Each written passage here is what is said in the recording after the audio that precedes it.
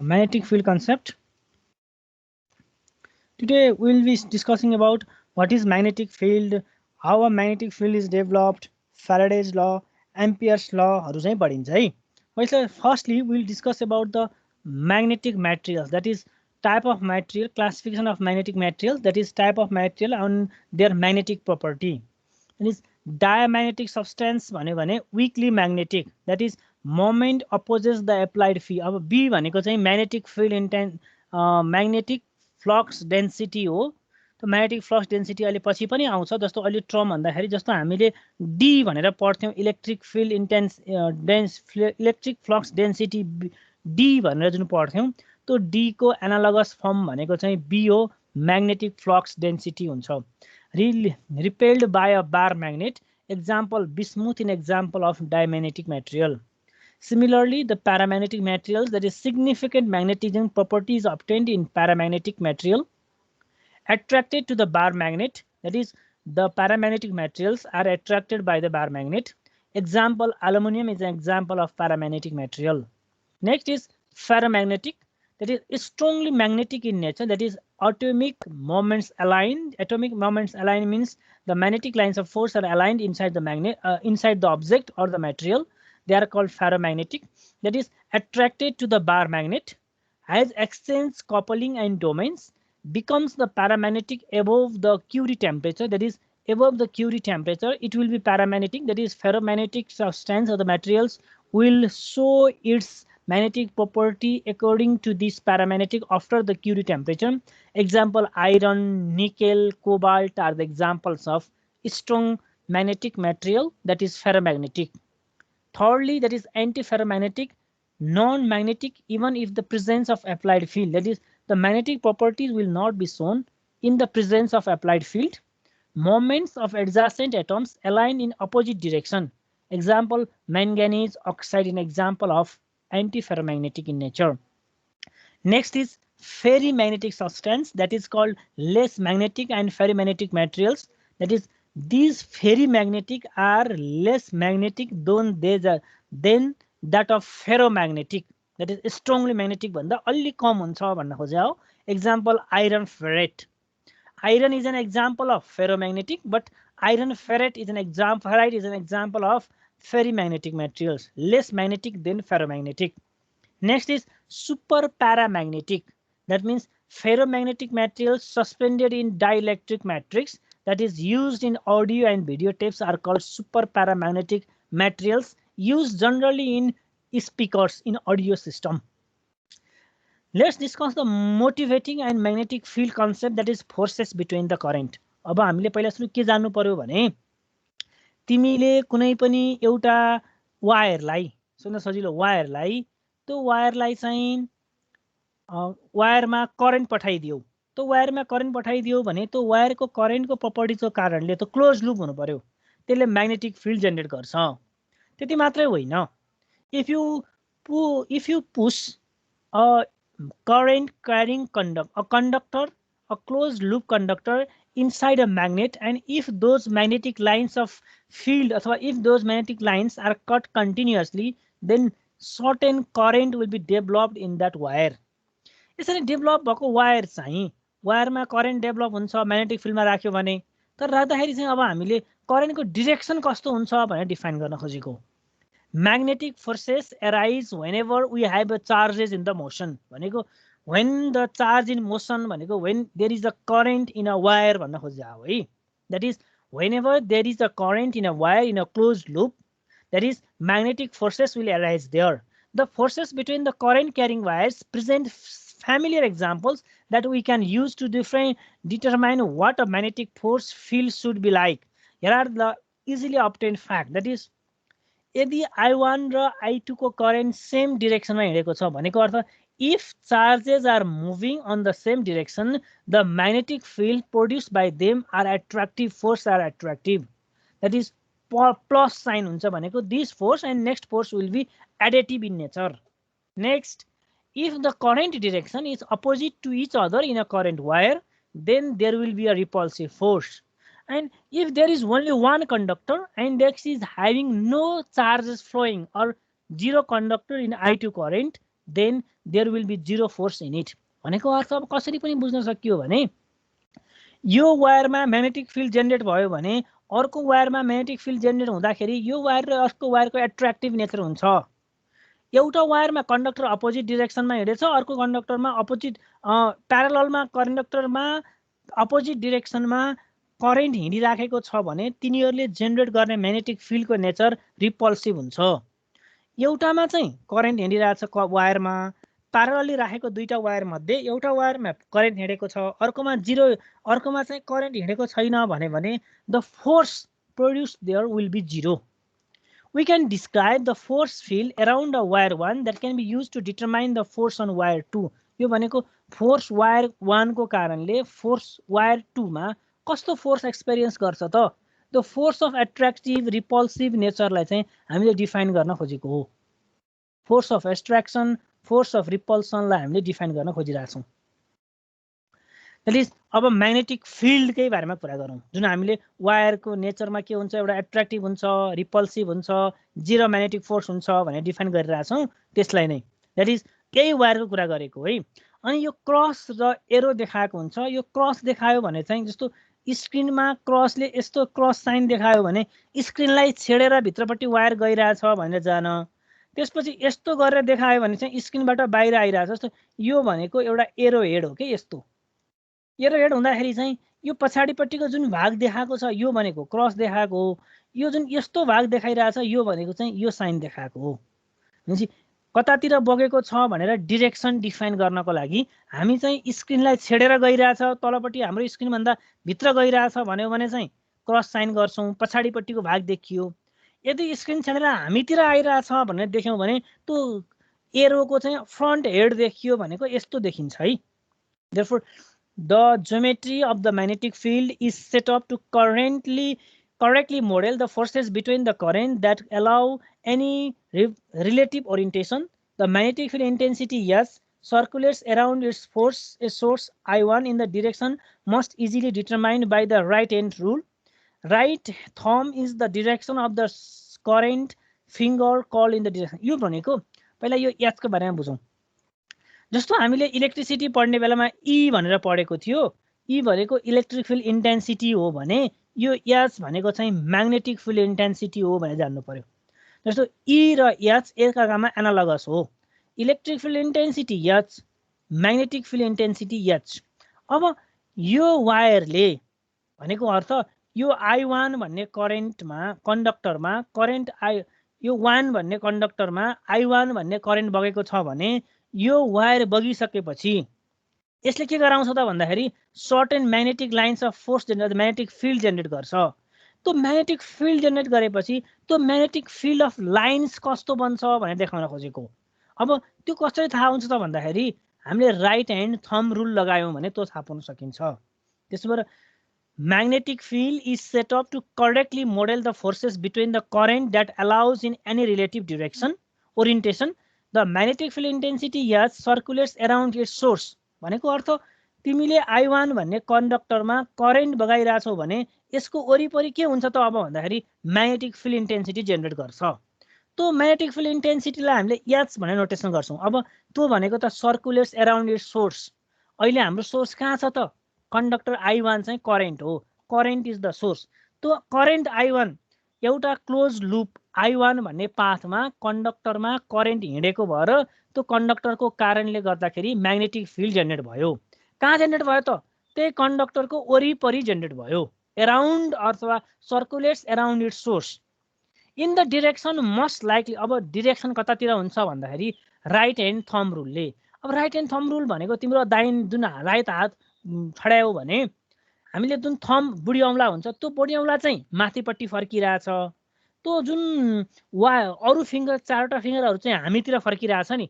भनेको अर्थ हेर त के हो भन्दाखेरि कन्डक्टर माथिपट्टि फर्किँदाखेरि तिम्रो वायरको फिङ्गर्सहरू तिम्रो ह्यान्डको फिङ्गरहरू चाहिँ यसरी बगिरहेछ भने यो फिङ्गरहरूले चाहिँ यो कन्डक्टरको यसको डिरेक्सन देखाइरहेछ भने थम्बले चाहिँ डिरेक्सन अफ कन्डक्टर देखाइरहेको छ। अब के बुझ्नु पर्यो मेनली कुरा भने whenever any current is passed in any wire then a magnetic field will be produced around a wire. Those fields produced by the wire around its source will be given by right hand thumb rule अथवा right hand rule. The right hand thumb rule, the thumb will produce अथवा will show the direction of current, whereas the other four fingers where they are bended will show the direction of yachts भन्नु पर्यो. भनेको तिम्रो चारवटा फिङ्गर्सहरु जतातिर bend भएको छ त्यसले magnetic field intensity H को डिरेक्सन देखाउँछ. त्यो बाहेक तिम्रो जुन थम्ब छडिएको छ, थम्ब जतातिर ठडिएको छ त्यो डिरेक्सन चाहिँ त्यो करेन्ट हिँड्ने डिरेक्सन हो भनेर देखाउन खोजेको हो. त्यही भएर यहाँ हेर त यो वायर छ, यो H from wire 1 at the location of wire 2 भनेर देखाउन खोजेको. सिमिलरली अब एच I2 हेरौँ है. यसको पनि कतापट्टि छ attractive force in the direction of I2 into H.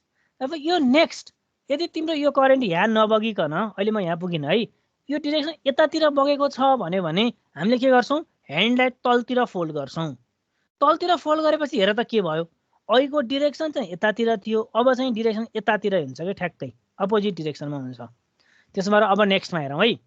Right hand is the direction of the current, that is right थम्बले जुन थम्ब छ त्यसको करेन्टको डिरेक्सन देखाउँछ. Fingers curl in the direction of H भनेको अब फिङ्गर्स जतातिर मोडिफाई भइरहेछ त्यही वायरको अथवा सेन्टर थम्बको वरिपरि हिँड्ने म्याग्नेटिक फिल्ड इन्टेन्सिटीको डिरेक्सन देखाउँछ भन्न खोजेको. अब note that in the third case, अब third case the perpendicular currents I2 in the same direction as H, so that there is a cross product and the resulting of force is 0. The actual force computation involves the different field mechanism in quantity B. B भनेको चाहिँ magnetic flux density हो है. B भनेको H भनेको electric field intensity हो, sorry magnetic, E भनेको electric field intensity, H भनेको magnetic field intensity. त्यसपछि D भनेको चाहिँ इलेक्ट्रिक फ्लक्स डेन्सिटी, B भनेको चाहिँ म्याग्नेटिक फ्लक्स डेन्सिटी हो. यो अहिले पछि आउँछ, अहिले जस्ट मैले टर्म मात्र डिफाइन गरेको, एनालोगसको रूपमा यस्तो हुन्छ भनेर हामी पढ्छौं. That is the different field quantity B, that is magnetic flux density, which is related to H through B equals to mu naught H हुन्छ फ्री स्पेसमा लिँदाखेरि. जस्तो D भनेको एप्सिलन E हुन्छ, D भनेको हामीले एप्सिलन E लेख्छौं भने जस्तै गरेर, that is electric flux density is equivalent to epsilon multiplies by its electric field intensity हुन्छ. B भनेको magnetic flux density हो, त्यो भनेको चाहिँ magnetic field intensity H into mu ले multiply गर्छौं. This is a constant, this is a constant. Permittivity of the material. This will be taken up in the later lecture. यो हामी पछि सबैजना पढ्छौं later lectures. Our immediate concern is to find the H from any given distribution. अब हाम्रो अहिले concern भनेको magnetic field को चाहिँ यसको वरिपरि हुन्छ भनेर पढिरहेछौं भने अब H फाइन्ड गर्ने चाहिँ हाम्रो मेन concern हो. यो बाँकी रहेको पार्ट B र H चाहिँ हामी फेरि पछि पढ्छौं. अब यो H फाइन्ड गर्नको लागि हामीसँग के रुल छ भन्दाखेरि Biot-Savart ल भन्ने छ. Biot-Savart लले के भन्छ भने तिमीले म्याग्नेटिक फिल्ड इन्टेन्सिटी कुनै पनि पोइन्टमा डिफाइन गर्नु पर्यो है. Magnetic field intensity at any point, यो वायरको कारणले कुनै यदि डिस्टेन्स पोइन्टमा कति म्याग्नेटिक फिल्ड इन्टेन्सिटी जेनेरेट. हजुर त्यो अघिल्लो पेजमा जान्न. ल भन बाउ. त्यो note that in the third case वाला सेन्टेन्स छ त्यो के भने यो हो के, यो वाला थर्ड वाला भनेको I.0 वाला हो. यो पछि आउँछ यो 1 2 3 यो पोजिटिभ भयो नेगेटिभ भयो. यसमा हामीले जीरो फोर्स किन लेखिरहेका छौं भन्दाखेरि यो समय हुँदाखेरि यसमा करेन्ट हिँडिरहेको छ, यो पोइन्टमा निकाल्नु पर्यो भनिरहेको छ, तर यसमा चाहिँ करेन्टको डिरेक्सन डिफाइन नै छैन. डिरेक्सन 0 छ भनेको त स्टेबल करेन्ट छ, त्यतिखेर चाहिँ 0 भ्यालु आउँछ भनेर थर्ड पोइन्ट भनेको यो हो के देखाउन खोजेको चाहिँ. यो चाहिँ देखाएको हो के जीरो फोर्स वाला है. यसको लागि कुरा गरेको. यो अहिले हामी पछि मजाले कुरा गर्छौं. अहिले त हामीले जस्ट के कुरा गर्न खोजेको भने तिमीले निकालेको H मात्र हेरिरहेका छौं हामीले. That is magnetic field intensity भनेको के हो र यो कसको डिरेक्सन कसरी फाइन्ड हुन्छ. पहिला त H निकाल्नु पर्यो र H को डिरेक्सन फाइन्ड गर्नु पर्यो.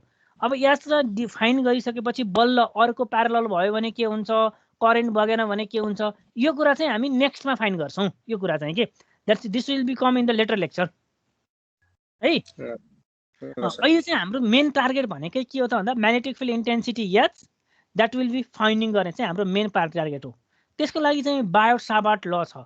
बायोट-सावर्ट लले के डिफाइन गर्छ भने Biot Savart law specifies the magnetic field intensity H arising from a point source current element of differential element d l. अब यो भनेको त अहिले त हामीले करेन्ट यो वायरमा हिँडिरहेछौँ भनिरहेछौँ, क्वान्टिटी पनि कति हुन्छ भनेर डिफाइन गरेनौँ, जस्ट डिरेक्सन मात्रै डिफाइन गऱ्यौँ। करेन्टको डिरेक्सन राइट ह्यान्ड रुल लगायौँ, राइट ह्यान्ड रुलमा चाहिँ तिम्रो थम्बले पोइन्ट गरेको डिरेक्सन भनेको चाहिँ करेन्टको डिरेक्सन हो। तिम्रो अरू चारवटा फिङ्गरहरू जतातिर मुभ गरिरहेछ त्यो डिरेक्सनमा मुभ गरेको डिरेक्सन भनेको के हो त? त्यो डिरेक्सन भनेको चाहिँ त्यो कल्ड एचको डिरेक्सन हो मात्रै भनिरहेको छौँ। अब एचको क्वान्टिटी के गरौँ भन्ने मात्रै भएको।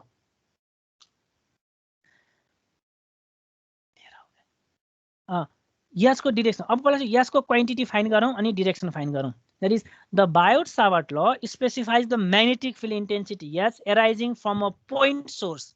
अब पोइन्ट सोर्सको कुरा गरिरहेछ हामीले, point P, that is current element of differential length L. यो डिएलको कारणले यो पोइन्ट पीमा कति म्याग्नेटिक फिल्ड इन्टेन्सिटी एराइज हुन्छ भनेर डिफाइन गर्छ। अब पहिला सुरु त डिएच भन्ने बित्तिकै magnetic field intensity small length गरेको भएर डिएच अथवा स्मल म्याग्नेटिक फिल्ड इन्टेन्सिटी आउने भएको भएर डिएच लेखेको, due to small length dL. I into dL, I into dL भनेको तिमीले कन्सिडर गरेको वायरमा कति करेन्ट भएको छ त्यसलाई आई। डिएल भनेको त्यो पोइन्टमा तिमीले कति लेन्थ लियौ त? अहिले त हामीले लेन्थको कुरै गरेको थिएनौँ हो। त्यो लेन्थ भनेपछि current into its length divide by 4 pi R square, that is into in the direction of AR12। 1 देखि 2 सम्म पोइन्ट गर्दाखेरि AR12 को पोइन्टमा जति भिडेको छ त्यही डिरेक्सन हेर्ने। अब म्याग्नेटिक फिल्ड इन्टेन्सिटीको युनिट के हो त भन्दाखेरि म्याग्नेटिक फिल्ड इन्टेन्सिटी युनिट भनेको चाहिँ that is ampere per metre हो। एम्पियर पर मिटर भनेको अर्थ द्याट इज करेन्ट आई भनेको चाहिँ एम्पियर भइहाल्यो। त्यसपछि डिएल भनेको चाहिँ के हो त भन्दाखेरि मिटर हो, पर मिटर। अब एल भनेको लेन्थ अनि तलपट्टिको आर स्क्वायर भनेको पनि लेन्थ। त्यो आर स्क्वायरको मिटर स्क्वायर माथिको एल काटिँदाखेरि चाहिँ मिटर र मिटर स्क्वायर काटिँदाखेरि एउटा मात्रै मिटर रहन्छ। त्यसलाई चाहिँ हामीले एम्पियर पर मिटर भनेर चाहिँ यसको युनिट आएको हो। भनेपछि डिएच भनेको I dL by ampere per metre आएको, यसको करेन्ट आई, यसको एम मिटर, यसको चाहिँ मिटर स्क्वायर। यो अरू टर्महरू त कन्स्टेन्ट भयो। अब डिरेक्सनको पनि कुरा गरौँ। Note in the particular the inverse square distance dependence भनेको आर स्क्वायरको dependence, inverse of square dependence, and the fact that cross the product will yield a field vector that points into the page. अब कतातिर हिँडेको छ भनेर define गर्दाखेरि चाहिँ that is points into the page भनिरहेको छ नि। हामीले डिरेक्सन गरेको पोइन्ट चाहिँ यो डिरेक्सन गरेको पोइन्टको सिधा तलपट्टि पर्पेन्डिकुलर हिँडेको छ। भनेपछि करेन्ट यतातिर बग्यो, तिमीले यतातिर लियौ भन्यो भने चाहिँ भित्रपट्टि तिम्रो पेजलाई अथवा हाम्रो स्क्रिनलाई छेडेर भित्रपट्टि गएकोलाई चाहिँ हामीले that points into the page भन्न खोजेको। This is formal statement of right hand rule. अब यो चाहिँ राइट ह्यान्ड रुलले जे देखाउँछ त्यही डिफाइन गर्ने हो। अब यो इक्वेसन भनेको कस्तो इक्वेसन हो भन्दाखेरि जस्तो हामीले इलेक्ट्रिक फिल्ड इन्टेन्सिटी पढ्यौँ, त्यसमा के पढ्यौँ त भन्दा note the similarity to the columns लसँग जे छ त्यही हो ठ्याक्कै। In which the point charge of magnitude dq1 at a point 1 would generate the electric field at a point 2 given by equation DE equals to dq1 by 4 pi epsilon naught R square into AR12 भनेर लेखेको थियौँ, त्यही हो। भनेपछि Biot-Savart ल भनेको त electric field इन्टेन्सिटीसँग अथवा इलेक्ट्रिक फिल्डसँग चाहिँ कोलुम्स लसँग उस्तै टर्म देखिने टर्म हो, जहाँ चाहिँ के लेख्यौँ हामीले, त्यहाँ चाहिँ चार्ज पार्टिकलको कारणले कति इलेक्ट्रिक फिल्ड जेनेरेसिटी हुन्छ भन्यौँ। तर यहाँ चाहिँ त्यो युनिट लेन्थमा कति, त्यो युनिट करेन्ट हिँड्दाखेरि त्यो युनिट लेन्थले त्यो करेन्टको कारणले कुनै अर्को पोइन्टमा कति फिल्ड म्याग्नेटिक फिल्ड जेनेरेट गर्छ भनेर डिफाइन गऱ्यौँ। भनेपछि इलेक्ट्रिक फिल्ड इन्टेन्सिटी भन्नु र म्याग्नेटिक फिल्ड इन्टेन्सिटी भन्नु उस्तै रहेछ। यतातिर चाहिँ चार्ज पार्टिकल हुन्थ्यो, त्यही भएर चार्ज पार्टिकलले कति फोर्स दियो भनेर डिफाइन गर्थ्यौँ भने यहाँ चाहिँ अब म्याग्नेटमा त म्याग्नेटिक फोर्स भन्ने हुन्छ तर म्याग्नेटिक चार्ज पार्टिकल भन्ने त हुँदैन। हामीले म्याग्नेटमा त क्यु भन्ने त कहिले पनि डिफाइन गर्न सक्दैनौँ, किनकि यहाँ त चार्ज पोइन्टबाट निस्कन्छ भन्थ्यौँ भने यहाँ चाहिँ मिल्थेन। भनेपछि बायो-सावर्ट लले चाहिँ कुनै पनि चार्जेस पार्टिकल्सहरू करेन्डक्टरमा हिँड्छ भने करेन्ट डिफाइन गर्नुपर्छ। भनेपछि करेन्ट इन्टु लेन्थ गर्ने र यतातिर चार्ज पार्टिकल क्यु गर्ने चाहिँ इक्विभ्यालेन्ट हो। अब डिरेक्सन AR12 भनेको 1 देखि 2 सम्मको पोइन्ट गरेको डिरेक्सन जुन छ त्यही डिरेक्सन AR12 लेख्न खोजेको। अब R²12 भनेको distance between the point considered and which the distance between the length unit length. तिमीले कन्सिडर गरेको पोइन्ट र युनिट लेन्थ बिचको डिस्टेन्सलाई चाहिँ R12 भनेर डिफाइन गर्ने हो।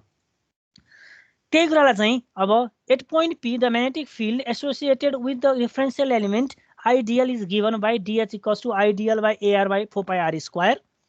To determine the total field arising from the closed circuit path। अब अहिले त हामीले युनिट लेन्थ भनेर लियौँ भनेको I इन्टु DL लियौँ भने यदि यो टोटल लेन्थ थियो भनेपछि त यो टोटल वायरको कारणले भने त इन्टिग्रेसन गर्नु पर्यो।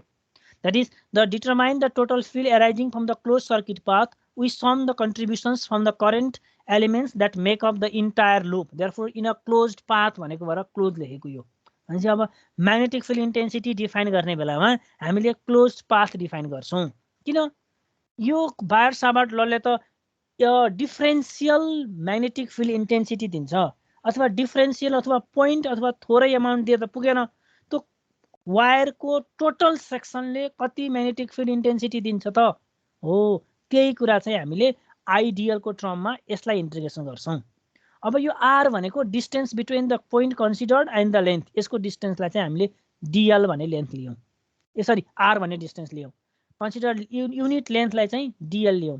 The contribution of the field P from any portion of the current with just above the integral evaluated over just that portion. अब हामीले कन्सिडर गरेको पोइन्ट P अथवा हामीले लिएको लेन्थ IL लाई इन्टिग्रेसन गऱ्यो भने टोटल लेन्थले कति दिन्छ भनेर चाहिँ इन्टिग्रेटेड रिजल्ट भनेको चाहिँ टोटल रिजल्ट हो।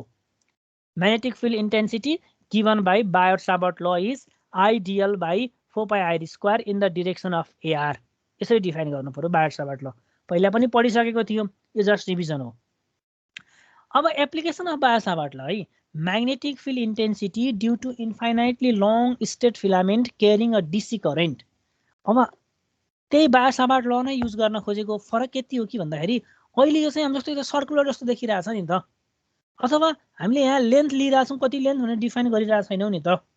अब हामीले गर्न खोजेको चाहिँ application of Biot Savart law, that is we will take a Biot Savart law in this infinitely long filament wire. तिमीले लेन्थ कति लियौ भन्दा इन्फिनिटी लियौ भने कति हुन्छ भनेर डिफाइन गर्न खोजेको। त्यही भएर magnetic field intensity due to infinitely long state wire just integration गर्ने बेलामा -इन्फिनिटी देखि +इन्फिनिटी सम्म गर्नु पर्यो। अरु त आइडियल बाई 4πr² AR नै हो। Consider a infinitely straight long filament carrying a DC current I which is placed on the Z axis. भनेको यो Z एक्सिसमा हामीले के राख्यौँ, करेन्ट कन्डक्टर राख्यौँ, जसको करेन्ट कन्डक्टरको करेन्ट कति बगिरहेछ, I करेन्ट बगिरहेछ। अनि current conductor I that is at point P। अब पोइन्ट कहाँ कन्सिडर गर्यो, Y एक्सिसमा हामीले पोइन्ट P लियौँ। यो पोइन्ट P, यसको डिस्टेन्स कति हो, रो एरोको डिरेक्सन हो। Therefore P point where the value of magnetic field intensity is to be determined. यो पोइन्ट P मा हामीले के गर्नु पर्यो, म्याग्नेटिक फिल्ड इन्टेन्सिटी डिफाइन गर्नु पर्यो। वायर कहाँ राखिरहेछ, यो भनेपछि अहिलेको जस्तै हो है। ठ्याक्कै यो वायर यहाँ राख्यो, यो पोइन्ट P भन्नेमा चाहिँ हामीले म्याग्नेटिक फिल्ड इन्टेन्सिटी कति हुन्छ भनेर डिटरमाइन गर्यो।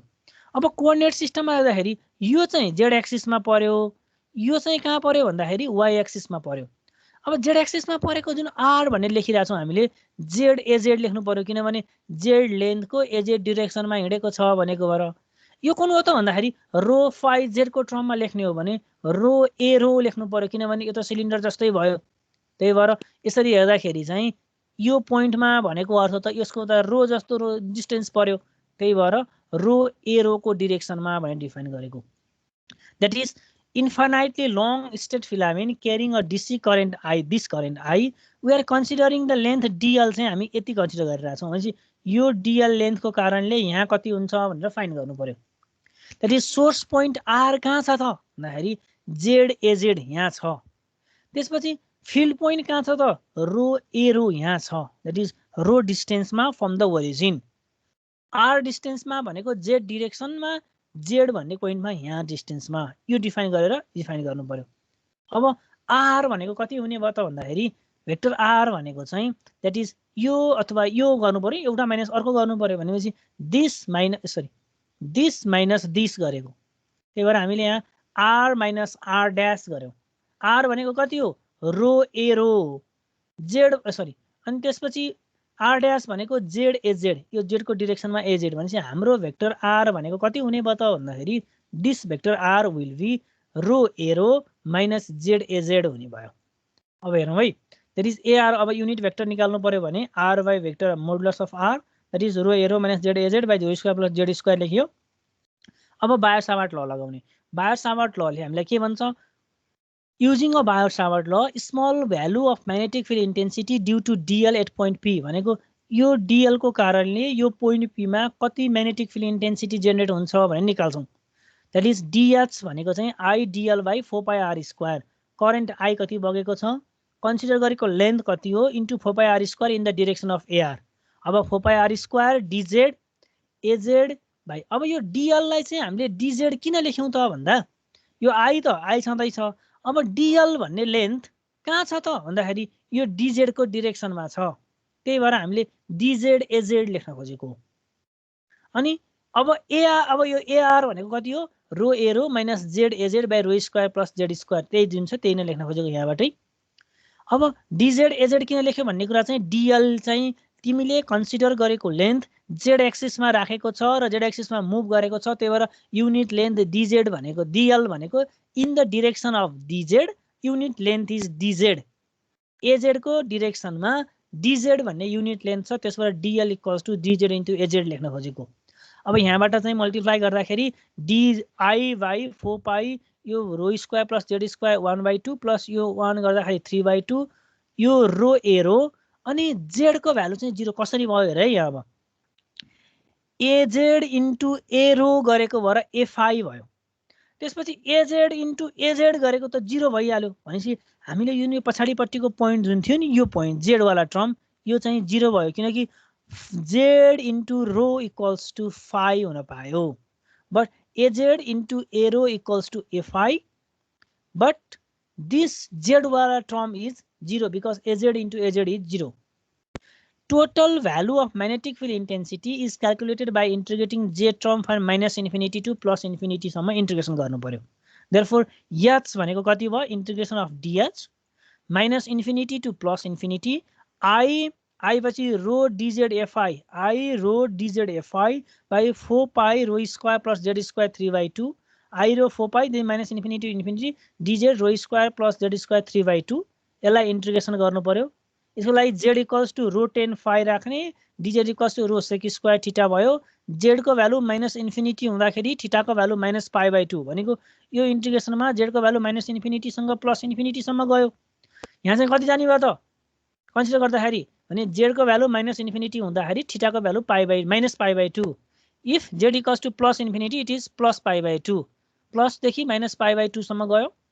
रो sec square theta d theta by rho square sec square 10 square theta divide यो भनेको चाहिँ यति आउँदाखेरि चाहिँ कति आउँछ भन्दाखेरि 2 by rho square that is from equation 1 मा लगेर राख्दाखेरि अब कति आयो भन्दाखेरि आई रो यो है यो भ्यालुमा यहाँ लगेर राख्दाखेरि आई रो बाई 4 पाई त्यसपछि 2 बाई रो स्क्वायर यो रो स्क्वायरको यो रो काटियो बाँकी रह्यो रो मात्रै भनेपछि 2 र 4 काटिँदाखेरि 2 मात्रै बाँकी रह्यो I by 2 pi rho fi भन्ने भयो। अब मेन कुरा यहाँ के देखाउन खोजेको हो भने यो मेन कुरा देखाउन खोजेको चाहिँ म्याग्नेटिक फिल्ड इन्टेन्सिटी भनेको अब त magnetic field intensity is dependent केमा डिपेन्ड गर्दो रहेछ भने एउटा चाहिँ करेन्टमा भनेको तिमीले एउटा करेन्ट कन्सिडर गर्यौ a long filament wire consider गर्यौ र कुनै पनि एउटा पोइन्ट P भन्नेमा चाहिँ डिफाइन गर्यौ भने यसको वरिपरि म्याग्नेटिक फिल्ड जेनेरेट हुन्छ नो डाउट त्यसको लागि डिरेक्सन देखाइहाल्यो यो जुन देखाइरहेछ जेनेरेट हुन्छ। अब यो जेनेरेट भएको म्याग्नेटिक फिल्ड इन्टेन्सिटी केमा भर पर्छ त भन्दाखेरि एउटा भ्यालु भनेको तिमीले करेन्ट गरेको कन्डक्टिभिटी कति छ अथवा करेन्टले कति करेन्ट त्यो कन्डक्टरले कति करेन्ट क्यारी गरेको छ त्यसमा भर पर्छ भनेको h is directly proportional to the current carrying conductor. जति धेरै आई को भ्यालु भयो म्याग्नेटिक फिल्ड इन्टेन्सिटी त्यति स्ट्रङ हुँदो रहेछ अथवा करेन्ट क्यारिङ कन्डक्टरले करेन्ट भ्यालु इन्क्रिज गर्दै गयो भने magnetic field intensity around that wire भनेको त्यो वायरको वरिपरि जेनेरेट हुने जुन म्याग्नेटिक फिल्ड इन्टेन्सिटी छ त्यो भ्यालु पनि कन्टिन्युअसली बढ्दै जाँदो रहेछ। भनेपछि मलाई म्याग्नेटिक फिल्ड स्ट्रेन्थ बढाउनु पर्यो भने म कन्डक्टरको करेन्टको भ्यालु बढाइदिए भने म्याग्नेटिक फिल्ड स्ट्रेन्थ बढ्ने भयो। अर्को भनेको तिमीले कन्सिडर गरेको पोइन्ट कति डिस्टेन्समा छ, यहाँबाट रो डिस्टेन्समा छ भनेको अर्थ magnetic field intensity is inversely proportional to the point you have considered भनेको जति टाढा टाढा हामी पोइन्ट कन्सिडर गर्छौँ त्यति म्याग्नेटिक फिल्ड इन्टेन्सिटी कम हुँदै जान्छ। That is inversely proportional to the distance you have considered, that is rho डिस्टेन्ससँग इन्भर्सली प्रोपोर्सनल हुन्छ भनेर जान्नु पर्यो। भनेपछि अब this is the required expression for finding the magnetic field intensity H due to a infinitely long current carrying conductor I. H equals to 1 by 2 pi rho, which shows the magnitude of field is not a function of phi and z. अर्को भनेको यहाँ के आइरहेछ त, ए phi मात्रै आइरहेछ। अब यो केसँग डिपेन्ड गर्दो रहेछ त भन्दाखेरि रोसँग मात्रै डिपेन्ड गर्दो रहेछ। द्याट इज 1 by 2 pi रो भनेर लेखिरहेछौ नि तिमीहरूले। 1 by 2 pi रो भनेको त रोसँग मात्र डिस्टेन्ससँग मात्र रिलेसन राख्यो, अथवा रो कम्पोनेन्टसँग मात्रै रेडियससँग मात्रै डिपेन्ड राख्यो। फाई अथवा जेड कम्पोनेन्टसँग चाहिँ त्यसले रिलेसन राख्दो रहन्छ। Not a function of phi and Z that varies inversely with the rho only भनेको अर्थ म्याग्नेटिक फिल्ड इन्टेन्सिटी तिमीले कन्सिडर गरेको पोइन्टको डिस्टेन्ससँग मात्रै रिलेसन राख्छ। त्यसले एक्स एक्सिससँग कति डिरेक्सन बनायो द्याट इज फाई, अथवा तिम्रो जेडबाट कति टाढा छ भन्ने जेड भन्ने पोइन्टलाई चाहिँ कन्सिडर गर्दैन। Therefore, it only depend upon the row भन्न खोजेको। अब कतातिर गइरहेको छ त यसको डिरेक्सन भन्दाखेरि ए फाई तिर गइरहेको छ। अब फाईको डिरेक्सन चाहिँ हामीले रो फाई र जेड जुन कन्सिडर गर्थ्यौं नि हो, रो फाई र जेडमा रो यस्तो मैले एउटा सिलिन्डर बनाएँ भने यो रो डिरेक्सन हो। फाई भनेको त यसको परपेन्डिकुलर हुने गरी यतातिर पर्थ्यो नि, अथवा यसको बाहिरपट्टि आउँछ भनेर भन्छौँ नि, यसको परपेन्डिकुलरसँग फाई बनाउँछ भन्थ्यौँ हो, फाई डिरेक्सनमा जान्छ। अब सिलिन्डर हेऱ्यौँ भने चाहिँ हामीले सिलिन्डरलाई टेन्जेन्ट बनाएर जान्छ भनेर पनि बुझ्न सकियो। अर्को भाषामा बुझ्नु पर्दा फाईतिर जान्छ भन्दाखेरि चाहिँ। अब यसकै केसेसहरू है, यसको केसेसहरू भनेको अहिले हामीले इन्फाइनाइटली लङ फिलामेन्ट वायर लिएर काम गर्दाखेरि आई बाई 2 पाई रो आउँथ्यो। यदि त्यो फिलामेन्टको वायर यो भनेको इक्वेसन 1 मा यदि त्यो भ्यालु चाहिँ इन्फिनिटली लङ नभएर सर्टेनको भ्यालु भयो भनेको if the length of the filament is finite then the length will be between Z1 र Z2 सँग बराबर हुन्छ। Z1 र Z2 बीचको लेन्थ भयो। Then equation 1 can be rewritten as भनेको यो इक्वेसनलाई कसरी लेख्न सकियो, आई रो बाई 4 पाई यो माइनस Z1 टु Z2 लेख्न सकियो। त्यही भएर यहाँ लेख्ने बेलामा I by rho 4 pi a phi that is Z equals to Z1 बाट Z2 सम्म dz rho square by Z square 3/2 लेख्न खोजेको। यसलाई इन्टिग्रेसन गर्यौँ हामीले अहिले चाहिँ, तर अब के भयो त अहिलेको इन्टिग्रेसन थोरै मात्रै फरक भयो। द्याट इज जेडको भ्यालु Z1 हुँदाखेरि थीटाको भ्यालु चाहिँ अल्फा 1 हुन्छ, जेडको भ्यालु Z2 हुँदाखेरि थीटाको भ्यालु चाहिँ अल्फा 2 हुन्छ। अघि चाहिँ जेडको भ्यालु चाहिँ हामीले कति लागेको माइनस इन्फिनिटीदेखि प्लस इन्फिनिटीसम्म मानेको थियो भने यो केसमा फिलामेन्टको लेन्थ चाहिँ फाइनाइट छ भनेर डिफाइन गरेको। फाइनाइट गर्दाखेरि अल्फा 1 र अल्फा 2 सँग चाहिँ हामीले अहिले बनायौँ। यसरी गर्दा इन्टिग्रेसन कति आयो त भन्दा 1 by 4 pie rho sine alpha 2 by sine alpha 1। अब अल्फा 1 र अल्फा 2 कसरी डिफाइन गर्ने त भन्दाखेरि यहाँ तीनटा पोइन्ट कन्सिडर गरिदिएको छ। हेर है, if both the ends below the point P भनेको अर्थ यो पोइन्ट पी भयो, तिमीले लिएको चाहिँ जेड एक्सिसमा, फर इक्जाम्पल मलाई सबभन्दा सजिलो बनाउन चाहिँ तिमीले वाइ एक्सिसमा पोइन्ट पी लियौ, तिमीले लिएको Z1 र Z2 यो भन्दा तलपट्टिको नेगेटिभ जेड एक्सिसमा छ भयो भने that is if both ends are below the point P then alpha 1 alpha 2 चाहिँ यो लिने भनेको अल्फा 1 चाहिँ ठुलो लिने, अल्फा 2 चाहिँ सानो लिने। यदि if both one and in the below point P, एउटा चाहिँ हेर न यो पोइन्ट पी भयो, एउटा एन्ड चाहिँ अल्फा तल माथि भयो भने अल्फा 1 चाहिँ नेगेटिभ लिने तलको लिने, अल्फा 2 चाहिँ पोजिटिभ लिने भनेको यो चाहिँ फर इक्जाम्पल यो 30 डिग्री बन्न गयो, यो चाहिँ 40 डिग्री बन्न गयो भने माइनस 30 प्लस 40 लिनु पर्यो के। सिमिलरली तिमीले लिएको भ्यालु दुइटै माथि नै पर्यो भनेको Z1 र Z2 चाहिँ माथि Z1 भयो प्लस Z1 छ प्लस Z1 छ भने अल्फा 1 भनेको चाहिँ सानो एङ्गल लिने, अल्फा 2 भनेको चाहिँ ठुलो एङ्गल लिने। जस्ट अपोजिट अफ नेगेटिभ वाला, पोजिटिभ वालामा चाहिँ यस्तो गर्ने भनेको अर्थ। अब अल्फा 2 र अल्फा 1 चाहिँ यहाँबाट निकाल्नुपर्छ भनेको अर्थ पहिला सुरु Z1 र Z2 को पोजिसन फाइन्ड गर्ने, त्यसपछि तिमीले कन्सिडर गरेको पोइन्ट पी गर्ने अनि लाइन तान्ने। लाइन तान्दाखेरि एङ्गल कति बन्छ एङ्गल निकाल्ने, किनभने z1 भन्ने पोइन्ट फिक्स्ड भइसकेपछि त θ1 निस्किन्छ, त्यो भनेको हामीले α1 मान्यौँ, θ2 निस्कन्छ, त्यो भनेको त α2 मान्यौँ। त्यो α1 र α2 चाहिँ यसरी लिने। यदि दुईटै तलतिर पर्यो भने ठुलो α1 सानो α2, तल र माथि भयो भने नेगेटिभ α1 पोजिटिभ α2, त दुईटै माथि पर्यो भने ठुलो एङ्गल α2 माइनस सानो एङ्गल α1 गर्नु पर्यो। यो फर्मुला आयो। I by 4 pi rho sin α2 minus sin α1 भन्ने फर्मुला युज गर्नु पर्यो। यतिसम्म त बुझ्यो होला सायद। भनेको अहिले हामीले दुईटा मात्रै कुरा गर्यौँ, इन्फाइनाइट लङ र फाइनाइट लेन्थको वायर राख्दाखेरि करेन्ट आई बगाउँदाखेरि म्याग्नेटिक फिल्ड इन्टेन्सिटी एउटा पोइन्ट पी मा कति जेनेरेट हुन्छ भनेर डिटरमाइन गरेको। के छ बुझिरहेछ नि? गाह्रो त भएछ नि तिमीलाई? यो त पहिला पनि पढिसकेको हो नि, होइन र? ए अपूर्व पौडेल के छ खबर?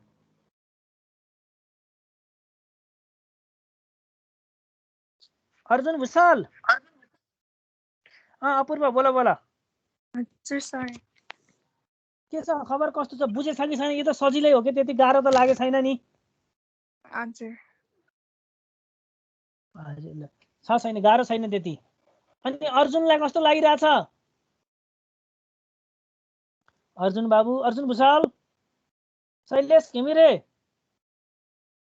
निदायो कि भनेर सोचेको। जाडो दिन छ, केटाहरू सुत्यो कि क्या हो? सन्दीप बराल, हजुर सर, म कुरिरहेको थिएँ, भन्नु। तिमीले मैले पढाएको बुझेछौ कि छैन? कस्तो छ स्थिति ल भन त? ठिकै छ सर। अब पढ्न त पढेको त्यही नि, अब के हुँदो रहेछ त नि? एकदमै हो, पढेको हो। उतिखेर पनि बायोट-सावर्ट ल त +2 मै पढेर आएको होइन र? सर अगाडि फिजिक्समा नि हल्का फुल्का हेरिएको थियो। फर्मुला पनि त्यही हो, I dl by 4 pi R square a R. त्यहाँभन्दा त केही फरक छैन। तर गाह्रो के लाग्छ भन्दा यो इलेक्ट्रोम्याग्नेटिक्स भन्ने गाह्रो सब्जेक्ट हो भन्नेमा राखेपछि यो गाह्रै होला भन्ने मानसिक तनाव पर्छ मान्छेलाई। सर यो भेक्टर र अनि जेड एक्सिस ल्याएपछि झ्याउ लाग्दो रहेछ कि। हो, अब हामीले त अहिलेसम्म केही पनि पढेको छैन। जुन तिमीले +2 मा म्याथमा पढेको छ त्यसलाई मात्रै युज गरेको। यहाँ त्यहाँ पनि जेड एक्सिसमै राख्थ्यौ के, अहिले पनि मैले जेड एक्सिसमै राखेको। यति हो, यहाँ अहिले रो भन्ने कम्पोनेन्टमा चाहिँ हामीले वाइ एक्सिसमा, तिमीले वाइ भन्थ्यौ भने अहिले चाहिँ मैले रो मात्रै भनेको। किन रोसँग देखाउन खोजेको भन्दाखेरि अहिले चाहिँ हाम्रो यति यहाँ भेक्टर आयो भने रो नलेखिकन वाइ लेख्यौ भने तिमीले अब वाइ पछाडि जेड एक्सिसमा पहिले राखिसक्यौ। वाइ एक्सिसमा आएको चाहिँ वाइसँग परपेन्डिकुलर बनाएर अथवा तोसँग टेन्जेन्ट बनाएर डिरेक्सनमा आउँछ भन्नको लागि चाहिँ मैले वाइ लेख्न मिल्दैन यहाँनिर। त्यही भएर मैले यहाँ रो भन्ने बनाउन खोजेको। किनभने अब कसरी देखाउन सकियो भन्दाखेरि यो सेगमेन्ट अथवा यो सिलिन्ड्रिकल कोअर्डिनेट सिस्टममा यो रो भनेको त यो ओरिजिन भन्ने पोइन्टबाट कति डिस्टेन्स छ त्यसलाई नै रो भन्ने हो भने तिमीले अहिले ओरिजिनमा कनको जेड एक्सिसमा के राखिरहेछौ? फिलामेन्ट राखिरहेछौ। तिमीले कन्सिडर गरेको पोइन्ट त यही नै हो। अब त वाइ नलेखिकन रो लेख्नु पर्यो। अनि यो जुन एफआई आएको छ योसँग परपेन्डिकुलर बनाएर हिँड्छ भनेको अब वाइसँग परपेन्डिकुलर बनाउने बेलामा त हामीले यो सिलिन्डरसँग हुँदा पो यो टेन्जेन्ट सर्फेससँग परपेन्डिकुलर भन्न सक्थ्यौँ। यहाँ वाइ एक्सिस बनायो भने त यसलाई परपेन्डिकुलर बनाउन सकिँदैन। त्यही भएर यहाँ रो कन्सिडर गर्नै पर्थ्यो। त्यही भएर रो भन्ने बनाएको हो। जस्ट रो भनेको डिस्टेन्स न हो, भनेको सेन्टरबाट तिम्रो कति डिस्टेन्स जान्छ त्यसलाई हामीले रो भनेको हौँ। भनेपछि म्याग्नेटिक फिल्ड इन्टेन्सिटी भन्ने कुरा चाहिँ जति जति डिस्टेन्स बढ्दै गयो त्यति त्यति घट्दै जान्छ। त्यसको डिरेक्सन चाहिँ जहिले पनि फाइको डिरेक्सनमा हुन्छ। यो चाहिँ इन्फाइनाइटको लागि गर्यौ भने, यदि त्यो फाइनाइट लेन्थ भयो भने त तिमीले कन्सिडर गरेको लेन्थ जेड एक्सिसमै राखिरहेछौ। अब Z1 र Z2 को भ्यालु त यतिमा पनि पर्न सक्छ। माइनस Z1 माइनस Z2 हुनसक्छ, एउटा प्लस Z1 हुनसक्छ माइनस Z2 हुनसक्छ, अथवा दुईटै प्लस प्लस हुन पनि त सक्छ। दुईटै प्लस प्लस हुने, एउटा प्लस एउटा माइनस हुने, एउटा दुईटै माइनस माइनस हुने। त्यस्तो भयो भने के गर्ने त भन्दाखेरि दुईटै माइनस माइनस भएको बेलामा ठुलो एङ्गल जुन छ त्यो चाहिँ अल्फा लिने, सानो एङ्गल अल्फा2 लिने। ठुलो एङ्गल र सानो एङ्गल अथवा नेगेटिभ र पोजिटिभ छ भने जुन नेगेटिभमा गएको छ त्यसलाई अल्फा1 लिने, जुन भ्यालु प्लस भन्दा माथि 0 भन्दा माथि गएको छ त्यसलाई चाहिँ प्लस अल्फा2 मान्ने। प्लस माइनस भयो भने ठुलो एङ्गललाई अल्फा2 मान्ने, दुईटै प्लस भएको केसमा सानो एङ्गललाई अल्फा2 मान्ने। जस्ट यो फर्मुला मात्रै युटिलाइज गर्न सकियो। यति गाह्रो होइन यो। अब अहिले त हामीले कहाँ राखिरहेको थियौँ भन्दा जेड एक्सिसमा राखेको थियौँ भन्यौँ। जहिले पनि जेड एक्सिसमै राख्यो भन्ने त हुँदैन। जेड एक्सिसमा नराखिकन अब के गरेँ मैले भने that is another example that is magnetic field for a current loop. अब चाहिँ यो हाम्रो केस भनेको एउटा लामो वायर थियो, त्यो लामो वायरमा राख्यौँ भनेर कन्सिडर गऱ्यौँ। जहिले पनि त्यो वायर चाहिँ लिनियर लेन्थकै हुन्छ भन्ने त छैन, सर्कुलर वायर भयो। सर्कुलर वायर भयो भनेको अर्थ यस्तो भयो, that is consider a circular magnetic loop of radius A, that is यो सर्कलको रेडियस ए भन्न खोज्या हो है। यो सर्कलको रेडियस ए छ, यहाँदेखि यहाँसम्मको डिस्टेन्स ए हो भनेको तिमीले एउटा सर्कल बनायौ, त्यो सर्कलको रेडियस चाहिँ ए हो भन्न खोजेको। देयरफोर कन्सिडर अ करेन्ट, अनि यो सर्कल बनाइसकेपछि त वायरले बनाउने हो, यही वायरमा तिमीले कति करेन्ट पठाइदियो भन्दा आई करेन्ट पठाइदियो। त्यही भएर current circular loop of radius A in YZ plane. अब कहाँ राख्नु पर्यो भन्दाखेरि वाइजेड प्लेनमा। अब यो वाइजेड नपाइकन एक्सवाईमा राख्ने पनि मिल्छ, तर सबैभन्दा सजिलो भनेको वाइजेडमा राख्यो भने हामीलाई क्याल्कुलेसन गर्न सजिलो हुन्छ। त्यही भएर अघिको जुन अब फर इक्जाम्पल अघिको लेन्थ फाइनाइट भएको लेन्थलाई मैले कुच्याएर के बनाएँ भन्दा सर्कल बनाइदिएँ क्या। अब सर्कल बनाइसकेपछि त यही हो सर्कल, त यी एक्स र वाई छ, एक्स र वाईको सर्कुलर लेन्थ मैले यसरी राखिरहेको छु। अब मैले कन्सिडर गर्ने पोइन्ट कहाँ पर्यो भन्दाखेरि जेड एक्सिसमा पर्यो, यहाँ पर्यो, किनभने एक्स वाईमा अब देखाउन पनि त सजिलो भयो मलाई पनि, किनभने जस्तो मैले एक्स वाई जेड बनाएर वाई र जेडमा मैले यसरी सर्कल बनाएर यहाँ पोइन्ट कन्सिडर गरेँ भने त यसलाई राम्रोसित हेर्न पनि गाह्रो हुन्छ 2 डाइमेन्सनल फिगरमा। त्यही भएर सजिलोको लागि पनि एक्स वाई प्लेनमा चाहिँ सर्कल राख्ने, कन्सिडर गर्ने पोइन्ट कहाँ गर्ने त भन्दा जेड एक्सिसमा कन्सिडर गर्ने। अब बुझिन्छ बल्ल। भनेपछि के हुन्छ भने हामीले कन्सिडर गरेको जुन फाइनाइट लेन्थ वायर छ, त्यो फाइनाइट लेन्थ वायरलाई सर्कुलर फर्ममा राख्यौँ। त्यो सर्कुलरलाई कहाँ राख्यौँ त एक्स वाई। अब सर्कल भइसकेपछि त कुनै कुनै प्लेनमा राख्नु पर्यो, त्यो प्लेन भनेको एक्स वाई प्लेन। लाइन भएको भए पो जेड एक्सिसमा वाई एक्सिसमा एक्स एक्सिसमा राख्न सकिन्थ्यो। अब त त्यो त सर्कल भयो, सर्कल भएपछि त्यसले त दुईटा लिने भयो, दुईटा लिँदाखेरि एक्स वाई सर्कल लियो, एक्स वाई प्लेन लियो। त्यो एक्स वाई प्लेनमा चाहिँ हामी गरौँ। अब त्यो एक्स वाई प्लेनमा जुन वायर राखिरहेको छ अथवा सर्कल राखेको छ, त्यो सर्कलमा कति करेन्ट पठायो त भन्दाखेरि करेन्ट आई भने करेन्ट पठाइदिउँ हामीले, current I. That is we wish to find the magnetic field strength anywhere on the Z axis. अब किन यससँग यस्तो गरेको त भन्दाखेरि एक्स वाई प्लेनसँग परपेन्डिकुलर हुने भनेको त जेड एक्सिस हो नि त। यो जेड एक्सिससँग परपेन्डिकुलर भएपछि त जुनसुकै पोइन्टमा पनि कन्सिडर गर्न सकियो। त्यही भएर जेड एक्सिसमा कन्सिडर गरेको पोइन्ट चाहिँ यहाँ मैले जेड वाई लिएँ भनेपछि अब हेर है, त्यस्तो यहाँ केही गाह्रो मान्नुपर्ने कुरा छैन। यो एक्स वाई प्लेन हो, एक्स वाई प्लेनमा सर्कल राखियो, सर्कल राखिसकेपछि अब यो सर्कल चाहिँ यहाँदेखि यहाँसम्मको रेडियस ए हो, करेन्ट कति बगेको छ आई बगेको छ। अब मैले आई इन्टु डिएल भने मेरो लेन्थ कति बन्छ त भन्दाखेरि अब एक्स वाई प्लेनमा यो त सर्कुलर प्लेन भयो, सिलिन्ड्रिकल कोअर्डिनेट सिस्टम लिनु पर्यो। सिलिन्ड्रिकल कोअर्डिनेट सिस्टम लिँदाखेरि हेर है, एउटा हाम्रो डी रो हुन्थ्यो, अर्को डी फाई रो फाई जेड हुन्थ्यो। डी रो हुँदाखेरि हामी रो डी रो लेख्थ्यौँ, डी फाई लेख्दाखेरि रो डी फाई भनेर लेख्थ्यौँ, यसरी लेख्थ्यौँ। त्यसपछि जेड लेख्दाखेरि चाहिँ डिजेडै लेख्थ्यौँ, यस्तो लेख्थ्यौँ। भनेको अर्थ मैले के कन्सिडर गरेँ त अहिले भने मेरो डिरेक्सन फाई हुँदाखेरि मेरो रो मात्रै हिँडेको छ भने एक्स युनिट लेन्थ कति लेख्नु पर्यो भन्दाखेरि डी रो लेख्नु पर्यो। फाईको डिरेक्सनमा डी फाई लेख्ने हो भने रो डी फाई लेख्नु पर्यो। जेडको डिरेक्सनमा लेख्ने हो भने डिजेड लेख्नु पर्यो। यसरी नै यही कुरा हेर्दाखेरि अब मेरो बायोसावर्ट लले आई इन्टु एच भनेको चाहिँ आइडियल बाई 4πr² एआर भयो। एआर भनेको त डिरेक्सन अफ आर हो, आर स्क्वायर भनेको डिस्टेन्स हो। अब आइडियल भनेको चाहिँ आई भनेको त यो वायरमा बगेको करेन्ट भयो, त्यही आई छ। अब लेन्थ चाहिँ कस्तो कन्सिडर लेन्थ गर्यो भन्दाखेरि फाई डिरेक्सनको कन्सिडर गर्यो। फाई डिरेक्सनको कन्सिडर गरिसकेपछि त मैले रो डी फाई लेख्नु पर्यो। रो भनेको त रेडियस हो, हामीले के भनेका छौँ रेडियस अफ ए भनेको छ, त्यही भएर ए डी फाई लेख्नु पर्यो। In which direction, in the phi direction. भनेपछि यहाँनिर चाहिँ एकदमै ध्यान दिनु पर्यो कि डिएल भन्ने लेन्थ अघि चाहिँ डिजेड एजेड भएको थियो डिएल भन्ने लेन्थ हेर त म पल्टाएर देखाउँछु यहाँ। अहिले तिमीले यहाँ लिने बेलामा मैले यहाँ के गरेँ जेड डिरेक्सनमा जुन यो गइरहेको छ यो डिएल भनेको चाहिँ जेड एजेड हुन्छ भनेर हामीले डिएल भनेको जेड एजेड लेख्यौँ। तर अहिले हाम्रो डिरेक्सनमा डिएल भन्ने कतातिर पर्यो त भन्दाखेरि फाइ डिरेक्सनमा पर्यो। फाइ डिरेक्सन लेख्ने बेलामा त डी फाइ एफाइ लेख्न मात्रै पाइएन, रो डी फाइ एफाइ लेख्नु पर्यो। त्यो रो भनेको के हो रेडियस हो। रेडियस अहिले हामीलाई कति दिएको छ क्वेसनले ए दिएको छ, त्यही भएर ए डी फाइ एफाइ लेखेको हो। अब आर भनेको कति हुने भयो त यो आर भनेको भन्दाखेरि यतापट्टिबाट आर अथवा ए स्क्वायर अथवा माथि जाँदाखेरि जेड स्क्वायर भनेपछि A square plus Z not square A square plus Z not square भनेको अर्थ म्याग्निट्युड लिने भनेको त यो त हाइपोटेनियस रुल लगायो X square plus Y square equals to Z square जस्तै भयो नि त।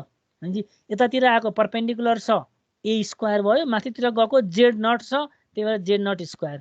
अब डिरेक्सन अफ एआर कति लेख्ने त माथितिर गएको छैन जेड एजेड, यो डिरेक्सन चाहिँ एजेड एजेड यतातिर गछ, यो चाहिँ यतातिर गछ भनेपछि Z a Z minus A phi है A phi A sorry A a rho divide by magnitude जति आउँछ त्यति लेख्नु पर्यो।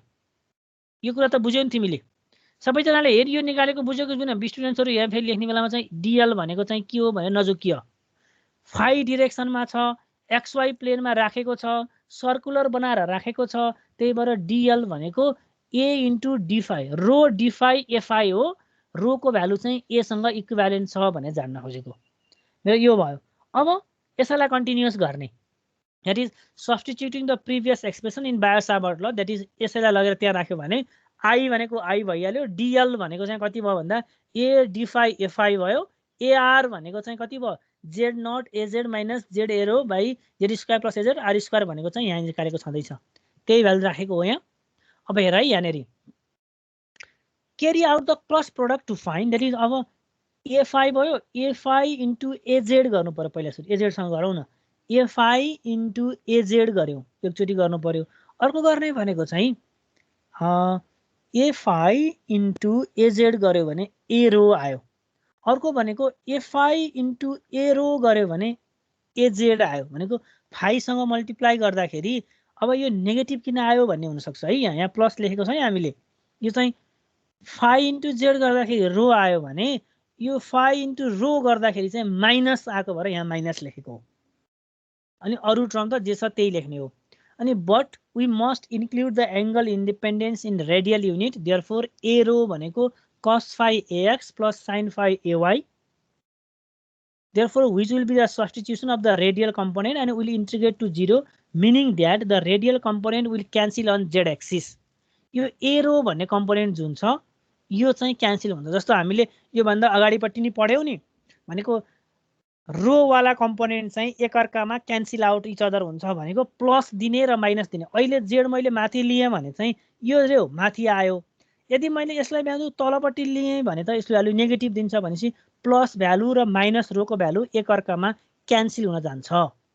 कस फाइ एकचोटि प्लस फाइ बन्छ, एकचोटि sine phi minus sine phi बन्न जान्छ। त्यसो यो भ्यालु चाहिँ क्यान्सल आउट इच अदर हुन्छ। बाँकी रहन्छ के त भन्दाखेरि यो जेडवाला मात्रै बाँकी रहन्छ। त्यही भएर एक्सप्रेसनमा हामीले लेख्ने भनेको पनि that is H equals to I by 4 pi a square a z by 2 pi a square plus Z square 3y/2 हुन्छ। यो मात्र एजेडवाला मात्रै कम्पोनेन्ट रहन्छ, रोवाला कम्पोनेन्ट चाहिँ रहँदैन भन्नु पर्यो यहाँनिर के। यो जुन छ नि यो वाला कम्पोनेन्ट चाहिँ रहँदैन। किन रहँदैन त भन्दा मैले अहिले कन्सिडर गरेको पोइन्ट जेड माथि आउँदाखेरि यो भ्यालु चाहिँ प्लस आयो, यदि मैले त्यो पोइन्ट चाहिँ तल कन्सिडर गरेको भए त्यो भ्यालु चाहिँ माइनस आउँथ्यो। अब प्लस र माइनस एकअर्कामा क्यान्सल आउट इच अदर हुन्छ, त्यही भएर 0 भयो। अब म अर्को तरिकाले नि भन्न सक्छु, जस्तो अहिले मैले यो ठाउँबाट यो एरो एरो यतातिर बनाइरहेको छु रोको डिरेक्सन, मैले यतातिर कन्सिडर गरेको पोइन्ट भएको भए फेरि माइनसमा आउन सक्थ्यो, यतातिर फर्किन सक्थ्यो। यो रोको भ्यालु यतातिर गइरहेछ, एउटा यतातिर गयो भने पनि क्यान्सल आउट इच अदर हुनसक्छ। अनि अब मेन कुरा जान्नु पर्यो के भने हामीले एक्सप्रेसनमा जेड एक्सिसमा कुनै पनि पोइन्ट कन्सिडर गर्यौँ, एक्सवाई प्लेनमा वायर राख्यौँ, वायर राखेर तिमीले कन्सिडर जेड एक्सिसमा राख्यौ भने त्यसले दिने रो कम्पोनेन्ट जुन छ त्यो रो कम्पोनेन्ट चाहिँ एक अर्कामा क्यान्सल आउट इच अदर हुन्छ। त्यो rho component cancel out each other भनेको प्लस र माइनस एक अर्कामा क्यान्सल आउट इच अदर भएर बाँकी रहन्छ जेड वाला मात्रै term. Therefore total H equals to I 4 pi a square AZ by 2 pi A square plus Z naught square 3/2 is the equation. अब म्याग्नेटिक मोमेन्ट भन्ने एउटा वर्ड छ। यदि हामीले करेन्ट र एरियालाई मल्टिप्लाई गर्यौं, एरिया भनेको त पाई आर स्क्वायर हो, पाई आर स्क्वायर भनेको त एरिया अफ सर्कल हो। भनेपछि त त्यो सर्कल बनाइरहेछ। अहिले हामीले जुन कन्सिडर गरेको वायर छ त्यो वायरले चाहिँ हामीले सर्कल XY प्लेनमा बस्छ भनिरहेछौँ। Current into its area is defined as magnetic moment. Therefore, note from the numerator that the product of the current and the loop area, that is we define this as a magnetic moment. I into pi a square भनेको m हुन्छ भने m az by 2 pi a square plus az square 3/2 लेख्न सकिन्छ। त्यतिबेला मैले current loop field भनेर define गरेर लेखेको है यो सिम्पलमा। That is using the Biot-Savart law, we previously found the magnetic field on the z-axis from a circular current loop is I into 4 pi I pi a square. A भनेको radius of the circle. Az by 2 pi a square plus z naught square 3/2. This is the building block हो यो चाहिँ। अब यो wire चाहिँ अहिले कस्तो ल्याउँ त भन्दा एउटा मात्रै वायर ल्याउँ। अहिले त मैले एउटा मात्रै वायर लिएको हो नि। भनेको अर्थ अहिले एउटा वायर लिएर मैले त्यस्तो बनाएँ। यो z एक्सिसमा पोइन्ट फाइन्ड गरेँ। यस्ता वायर त म धेरै लिन सक्छु नि त। भनेपछि अब के हुन्छ भने on axis field with a solenoid भनेको के। अब यो अहिले चाहिँ मैले कसरी लिएँ भन्दा एउटा मात्रै वायर कन्सिडर गरेको थियो भने त्यो वायर वायर वायर वायर बन्दै गर्दै यस्तो सोलेनोइड वायर बन्छ नि त। अनि एउटा कतिवटा वायरले बन्छ भन्दा एनवटा ट्रनको वायर। Therefore we consider a single current loop field as a differential contribution to the total field from a stack of n closely spaced loop. Main कुरा भनेको n वटा क्लोजली लूप स्पेस भन्न खोजेको n वटा।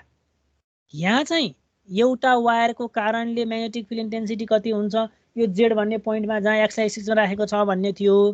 अब चाहिँ यदि यस्तो वाला वायरहरु यस्तो एउटा वायर चाहिँ n वटा वायर राख्यो भने त एउटा वायर माथि अर्को वायर यस्तो गोलो गोलो रिङ रिङ रिङ राख्दै गयो भने त यस्तो बन्छ नि हैन र। हो त्यही n closely space loops each of which carries a current I. अनि हरेकमा हेर है फेरि यो जसरी एउटा सिंगल वायरमा करेन्ट I बगेको छ त्यसरी नै तिमीले n वटा सर्कुलर लूप्सहरु राख्यौ र each लूपमा करेन्ट कति बगायौ भन्दाखेरि I बगायौ भने अब total that is which of the which carries the current I. The length of stack solenoid is d and therefore the length of stack भनेको यसको लेन्थ भन्न खोजेको है। टोटल n वटा ट्रन बन्दाखेरि तिम्रो सोलेनोइडको डिस्टेन्स अथवा लेन्थ चाहिँ या d डिस्टेन्सको बनेको छ भन्न खोजेको।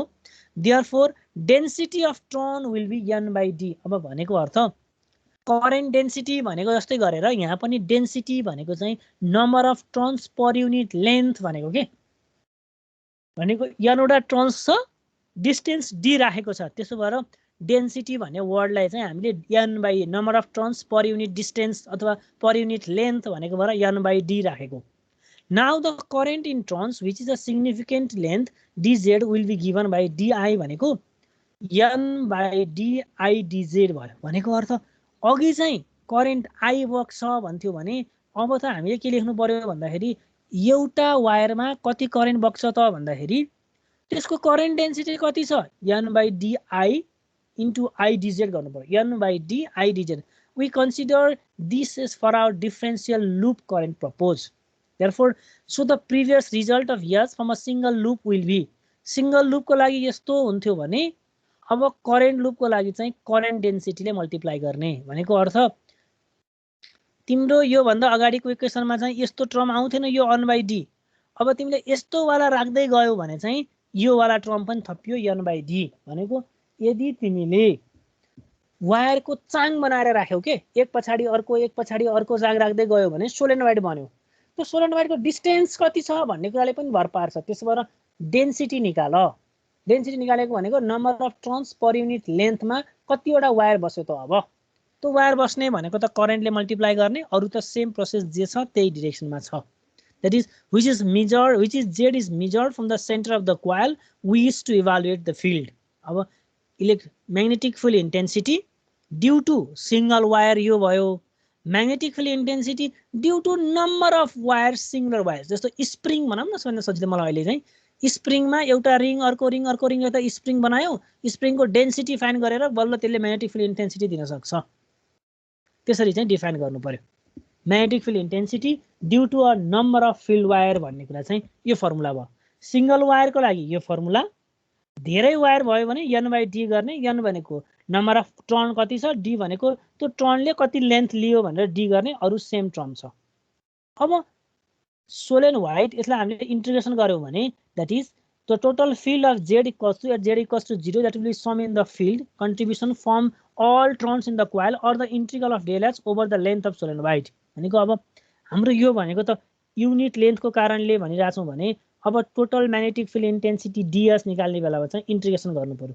कहाँदेखि कहाँसम्म यदि यो सेन्टरमा राखेको छ भनेको अर्थ तिम्रो मैले यो चाहिँ यो मेरो एउटा रिङ भयो अर्को रिङ भयो अरेसित के भयो मेरो अहिले सिलिन्डर जस्तो देखियो यसरी राखेको सिलिन्डर जस्तो देखिने चाहिँ कहाँ राखे त भन्दाखेरि z एक्सिस को सेन्टरमा राख्दिए यसरी भनेको यो प्लस z भयो यो माइनस z भयो त्यही भएर डिस्टेन्स माथिपट्टि चाहिँ प्लस d/2 तलपट्टि चाहिँ माइनस d/2 लेखे त्यही लेखेको भएर यहाँ चाहिँ इन्टिग्रेसन गर्ने बेलामा दैट इज z = 0 को लाइनमा राख्यो therefore dh = minus d/2 to d/2 n dy I dz 4πa² az/ 2π a² plus z² 3/2 ni/a² 2d भयो minus d/2 dz a² plus z² 3y/2 भयो यो भ्यालु आउने भनेको यति भ्यालु आउँछ यो भ्यालु के आएको हो त भन्दाखेरि total magnetic field intensity due to n number of wires kept in the distance d यो जान्नु पर्यो है in which each wire is carrying a I current in it हरेकमा कति करेन्ट बगेको छ त भन्दाखेरि I करेन्ट बगेको छ भनेपछि हामीले के हेर्यौं त अहिले भन्दाखेरि दुईटा कुरा हेर्यौं एउटा चाहिँ सिंगल वायरको कारणले कति हुन्छ भनेर यो हेर्यौं यो सिंगल पहिला त यो भन्दा अगाडि चाहिँ पहिला सुरु चाहिँ फिलामेन्टको लङ एक्सिसमा राख्दा कति आउँछ भनेर हेर्यौं त्यसपछि चाहिँ त्यो फाइनाइट लेन्थको वायरलाई सर्कुलर लुप बनायो भने त्यसले दिने म्याग्नेटिक फिल्ड इन्टेन्सिटी कति हुन्छ भनेर हेर्यौं त्यस्तो सिंगल वायर नभइकन यदि n वटा वायर भयो भने त्यो n वटा वायरको लागि चाहिँ यदि सिलिन्डर जस्तो यस्तो सोलेनोइड बन्छ भने त्यसको सोलेनोइडको number of turns per unit length कति छ फाइन्ड गरेर त्यसको म्याग्नेटिक फिल्ड इन्टेन्सिटी कति हुन्छ भने निकाल्यौं अब यस्तै वायरको कन्सेप्टमा थोरै अझै यसलाई बढायो भने we are on x axis filled with the solenoid that is mid point मा 0 हुन्छ भनेको अर्थ n हुन्छ अर्को भनेको चाहिँ if a long solenoid with d is very greater than a भनेको अर्थ रेडियस सारै सानो भयो र एकदम इन्फाइनाइटली लङ लेन्थको चाहिँ सोलेनोइड भयो भने त्यतिखेर h को भ्यालु ni/d/az हुन सक्छ वेयर भेरी लामो एकदमै लामो है त्यस्तो कन्सिडर गरेको वायरको जुन छ नि लेन्थ चाहिँ सोलेनोइडको लेन्थ सारै ठुलो र तिमीले रिङ चाहिँ सारै सानो a कन्सिडर गर्यौ भने त्यतिखेर ni/z हुन सक्छ भनेर यसमा राखेको अब मलाई अर्को चाहियो टोरोइड म्याग्नेटिक फिल्ड भनेर यो चाहिँ सर्कुलरै हो यो पनि सर्कुलर हो यसैको कन्टिन्युअस हो के त्यो चाहिँ अब थोरै मात्र हेरौँ है त a toroid is a donut shaped हजुर त्यो सोलेनोइड फेरि एकचोटी सर अगाडिबाट भन्नु न यसलाई हजुर सर फेरि सर बुझाउनु अनि त्यसपछि अगाडि जाउँला ए ल जस्तो यो भनेको चाहिँ सिंगल वायरको लागि निकाल्यौ हामीले यो त बुझ्यौ नि जस्तो हामीले xy एक्सिसमा चाहिँ सिंगल लुपको वायर राख्यौं सिंगल लुपको वायर भनेको मेरो टोटल 2πr को लेन्थ भन्ने जुन सर्कुलर फर्ममा राखेको हो यसको रेडियस चाहिँ a छ यो रेडियस a भएको वायर राख्दाखेरि चाहिँ यसको डाइरेक्सन कतातिर पर्छ भन्दाखेरि xy प्लेनमा चाहिँ फाइ डाइरेक्सनमा पर्छ त्यही भएर मेरो dl भन्ने कुरा चाहिँ a यहाँ चाहिँ रो भन्ने कन्सिडर गरेको वास्तवमै त्यही भएर d फाइ भनेको चाहिँ रो d फाइ भन्ने आउँछ यो रो भनेको के हो त रेडियस हो रेडियसमा कति छ त अहिले a छ त्यही भएर मेरो लेन्थ कन्सिडर गर्ने बेलामा फाइ डाइरेक्सनमा चाहिँ रो d फाइ a फाइ हुन्छ रो d फाइ a फाइ हुन्छ भनेको अर्थ रो को भ्यालु त मेरोमा a रेडियसको दिएको छ त्यही भएर a भयो अब r भनेको कति हो त हाइपोटेन्युस रुल लगाउँदाखेरि पनि a² + z² भनेको चाहिँ r हो अब भेक्टर फर्ममा एआर लेख्नु पर्यो भने त मेरो आर भनेको त यो हो भनेपछि ए यो Z naught minus Z naught in a Z direction minus यो आर डिरेक्सनमा ए भन्ने जुन छ radius A in the rho direction त्यसबाट Z naught minus A divide by rho square plus Z square in the a Z direction minus रोको डिरेक्सन लेख्यो। यसले कति दियो त भ्यालु भन्दाखेरि रो र जेड कम्पोनेन्ट दियो। रो कम्पोनेन्ट र जेड कम्पोनेन्टमा हामीले रो कम्पोनेन्टहरू तिमीले कन्सिडर गरेको भ्यालुले ए रो भनेको कस फाइ एक्स साइन फाइ हुन्छ। अहिले यसको भ्यालु फाइ प्लस भयो, तलपट्टि लियो भने माइनस फाइ हुन्छ भनेपछि प्लस र माइनस एकअर्कामा क्यान्सल आउट इच अदर हुन्छ। त्यही भएर बाँकी रहन्छ हामीसँग के त भन्दाखेरि जेड मात्रै बाँकी रहन्छ। जेड मात्रै बाँकी रहन्छ भनेको यति मात्रै बाँकी रहने भयो हामीलाई। यो पोइन्ट हट्यो, ए सरी रो हट्यो, यो मैले यहाँ रो हुँदै यो जेड मात्रै लिएर रो टर्म हट्यो।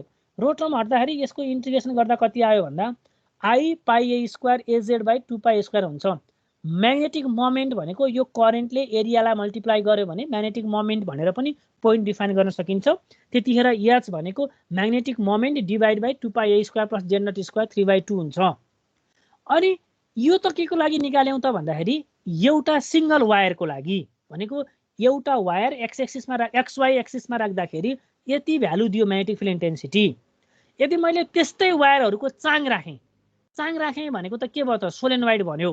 भनेपछि मैले एउटा वायर 2टा 3टा 4वटा 5वटा गर्दै गर्दै एनवटा राखेँ भनेपछि त मेरोमा कतिवटा सोलेनोइड छ त भन्दाखेरि एनवटा लुपको सोलेनोइड भन्यो। त्यसले कति डिस्टेन्स कभर गर्यो त भन्दा डी डिस्टेन्स कभर गर्यो भनेपछि मेरो डेन्सिटी कति हो भन्दा number of turns per unit length भनेकोबाट डेन्सिटी डिफाइन गरेँ। अब करेन्ट आई लेख्दाखेरि म कति लेख्न सक्छु त भन्दाखेरि नम्बर अफ यति एन बाई डी इन्टु आइडिजेड लेख्न सक्छु। एउटामा कति करेन्ट बग्यो भने त डिफाइन गर्नु पर्यो नि त। अनि हरेक लुपमा बगेको करेन्ट कति हो त आई हो। अब यो सबैको कारणले म्याग्नेटिक फिल्ड इन्टेन्सिटी कति पर्यो भन्दाखेरि अब हेर यसमा जस्तो मैले राख्दाखेरि कसरी राखेको अहिले भने यो सेन्टरमै जेड एक्सिस सेन्टरमै परेको छ। यस पछाडि योभन्दा माथिपट्टि अर्को लुप यसरी थपेँ, अर्को लुप फेरि यसरी थपेँ, अर्को लुप फेरि यसरी थपेँ, अर्को लुप फेरि यसरी थपेँ, अर्को लुप फेरि यसरी थपेँ। यसरी थप्दै थप्दै गएपछि कस्तो भयो त भन्दाखेरि यो त हेर्दाखेरि ठ्याक्कै सिलिन्डर जस्तो देखियो नि त। रिङको चाङ बनायो भने त सिलिन्डर देखिन्छ नि यसरी हो। त्यसरी नै त्यही रिङको चाङहरूलाई चाहिँ सोलेनोइड भनेको हो। त्यतिखेर पनि फर्मुला त्यही नै हो, H equals to I pi square a z by गर्ने। तर अब केले मल्टिप्लाई गर्नु पर्यो त भन्दाखेरि मेरो एनवटा टर्न्सले मल्टिप्लाई गर्नु पर्यो। अब एनवटा टर्न्सले मात्रै मल्टिप्लाई गरेर भयो भने त्यतिले कति डिस्टेन्स कभर गरेको छ त्यो पनि हेर्नु पर्यो। त्यही भएर डेन्सिटीले मल्टिप्लाई गर्नु पर्यो। भनेपछि मेरो फर्मुला चाहिँ सिंगल वायरको लागि I pi a square a z by 2 pi a square plus Z not square 3/2 हो। बट अब त मेरो एउटा मात्र वायर कन्सिडर गरेको एनवटा मात्रै छ भनेपछि त यसले करेन्ट डेन्सिटीले यो डेन्सिटी अफ द टर्न्सले मल्टिप्लाई गर्नु पर्यो। त्यही भएर एन बाई डी आइडिजेड यो एन बाई डीले चाहिँ यहाँ मल्टिप्लाई गर्नु पर्यो। यो चाहिँ एउटाको लागि भने अब चाहिँ एनवटा टर्नले डी डिस्टेन्स दिएको छ। त्यही भएर एन बाई डीले मल्टिप्लाई गरेँ डिएस निकाल्नको लागि। यो डिएस चाहिँ अब के गर्ने त भन्दाखेरि यदि राखेको सोलेनोइड डिस्टेन्स डी को छ र मैले एक्स एक्सिसको जेड इक्वल्स टु 0 पोइन्टमा पर्ने गरेर राखेँ भने -d/2 देखि +d/2 सम्म पुग्यो। -d/2 देखि +d/2 सम्म पुग्यो भनेको अर्थ त यसैलाई इन्टिग्रेसन गर्ने हो। अनि ni by A square 2d by -d/2 देखि d/2 सम्म dz ए स्क्वायर प्लस जेड स्क्वायर 3/2 भयो। यसलाई इन्टिग्रेसन गर्दाखेरि चाहिँ यति भ्यालु आउँछ। यो भ्यालु जुन आइरहेछ यो भ्यालु आएको भनेको total magnetic field intensity at a point P अथवा at a point in the Z axis which is solenoid D distance बनेको छ विथ एनवटा वायरले। सोलेनोइड बन्दाखेरि जुन एनवटा वायर बनेर डिस्टेन्स डी ओभरटेक गरेको छ अथवा लेन्थ डिस्टेन्स लिएको छ त्यसले दिने म्याग्नेटिक फिल्ड इन्टेन्सिटी हो भनेर यो म्याग्नेटिक फिल्ड इन्टेन्सिटी यस निकाल्यो। कसले? यो नम्बर अफ वायर्सको कारणले। अब यसैलाई कन्टिन्यू गरेर यदि यसको लेन्थ यो साह्रै ठुलो भयो जेडको लेन्थ यसरी डीको लेन्थ र सानो सर्कल बन्यो भने त्यतिखेर म्याग्नेटिक फिल्ड इन्टेन्सिटी भनेको ni/d हुन्छ। यो एसँग खासै रिलेसन राख्दैन। किन राख्दैन भन्दा एरिया अफ सर्कलको जुन एरिया छ अथवा रेडियस छ त्यो साह्रै सानो छ, त्यही भएर त्यो साह्रै सानो भएकोलाई चाहिँ ए को भ्यालु चाहिँ डिमिनिस गरिदिन्छ compare to that of D भनेको।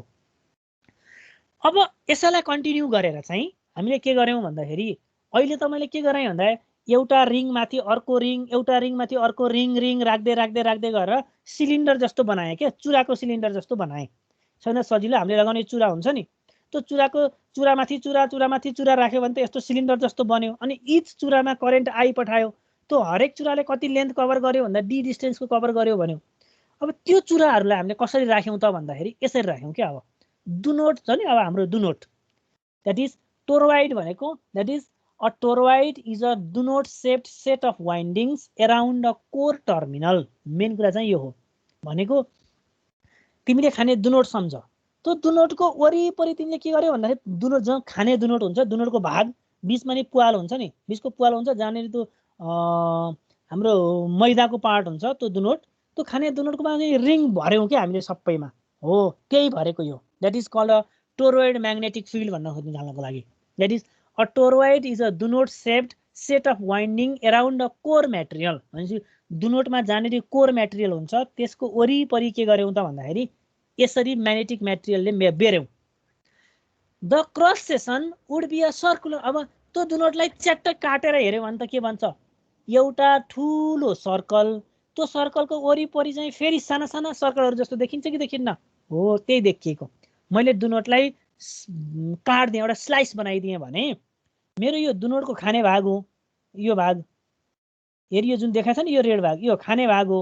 यो खाने भागको वरिपरि चाहिँ म के गरेँ त रिङ लगाइदिएँ कि यसरी, यो चाहिँ रिङ हो क्या हरेकको भनेको। डुनोटलाई बेरेको मैले, डुनोटलाई एउटा एउटा तारले बेरेँ। यो क्रस र इन्टु लगाइरहेछ नि, यो भनेको डुनोट बेर्दाखेरि एक ठाउँबाट निस्कन्छ एक ठाउँबाट छिर्छ नि त। यो निस्केको भागलाई चाहिँ यो पोइन्ट देखाएको, छिरेको भागलाई चाहिँ यो देखाएको है। भनेको पछाडिपट्टिको भाग यो हो, अगाडिपट्टिको भाग यो हो। भनेपछि मैले यतापट्टिबाट छिराएर यहाँ बाँधेँ लगेर, यतापट्टिबाट लगेर छिराएर यहाँ बाँधेँ, यो यस्तो बनिरहेको छ। हो यस्तो सेपलाई चाहिँ हामीले टोरोइड भन्छौँ। अब टोरोइडले दिने magnet below a slice of toroid is shown with a current emerging from the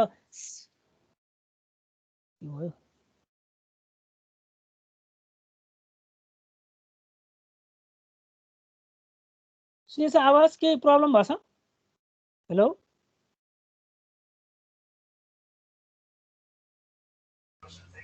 बिचमा भयो थियो, अहिले ठिक छ सर। अहिले ठिक छ, अहिले बिग्रेको थियो है, टुट अरे के त्यही भएर हो। भनेपछि अब यो डुनोटको भाग छ, डुनोटको भागमा तिमीले अघिको जस्तै यस्तै वायर लगेर के गर्यौ भन्दाखेरि एकाउन्ट वायरले बेर्यौ। बेरेपछि त अब त डुनोट भरि कस्तो बन्छ भन्दाखेरि यसरी बेरिएको बन्छ। यसलाई हामीले टोरोइड भन्न खोजेको हो। That is seen around the inner periphery of the positive zx direction. The winding are modeled in n individual current loop. n individual भनेको जसरी यहाँ चाहिँ इचमा चाहिँ आई करेन्ट बगेको छ भनेको थियो नि हामीले, त्यही हो है। यसमा चाहिँ n individual current loop, each of which carries a current I. जसरी यहाँ चाहिँ इच वायरले आई करेन्ट बगेको थियो त्यसरी नै तिमीले त्यो डुनोटको पनि इच वायरले आई करेन्ट हिँडाउँदै बग्यौ। अब त्यसको कारणले म्याग्नेटिक फिल्ड कति हुन्छ भन्ने कुरा चाहिँ हामी डिफाइन गर्छौँ। That is the ampere circuital law can be applied to find a toroid by taking a close loop integral of around a circular counter C of the radius रो.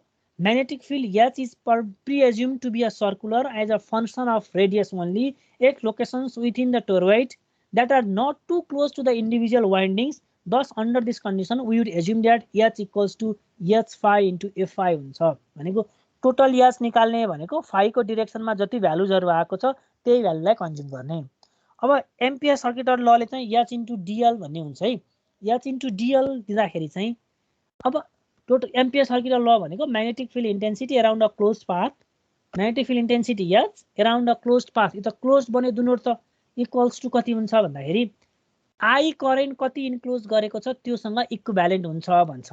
भनेको अर्थ मैले यो भन्दा पछाडि पछि एम्पियर सर्किटल ल पढाउँछु। त्यो एम्पियर सर्किटल ल भनेको चाहिँ H into DL equals to I हो।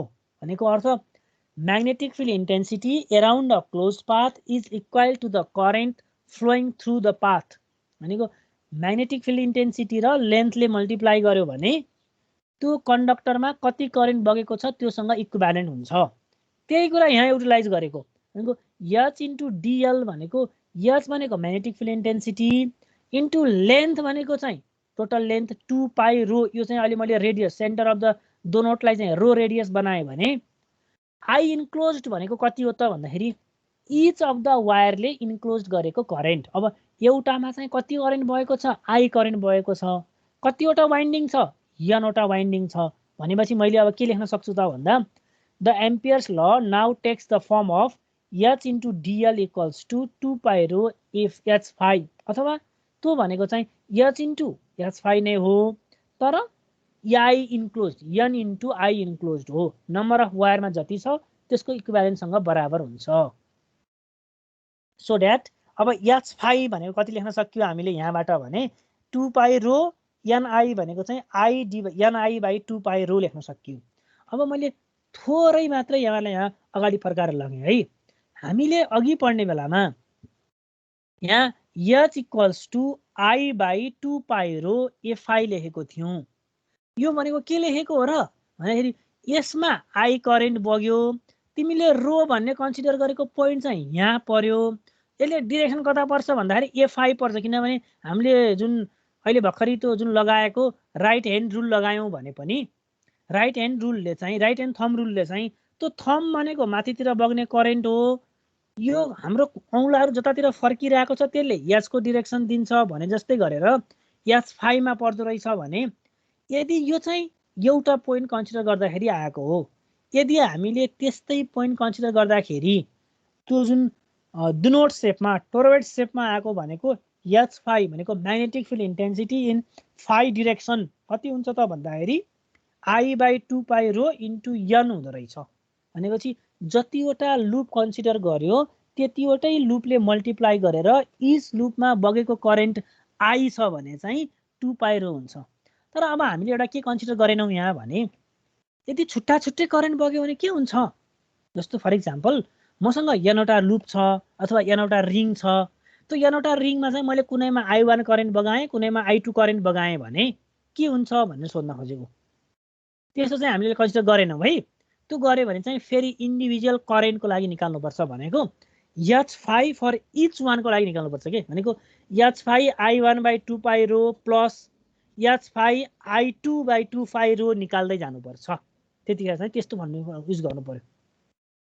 भनेपछि एम्पियर सर्किटल लले हेल्प गर्छ। भनेपछि अब एम्पियर सर्किटल लले के डिफाइन गर्छ त भन्दा यो डिफाइन गर्छ that is ampere circuital law states that the line integral of H around any closed path is exactly equal to the direct current enclosed by that path.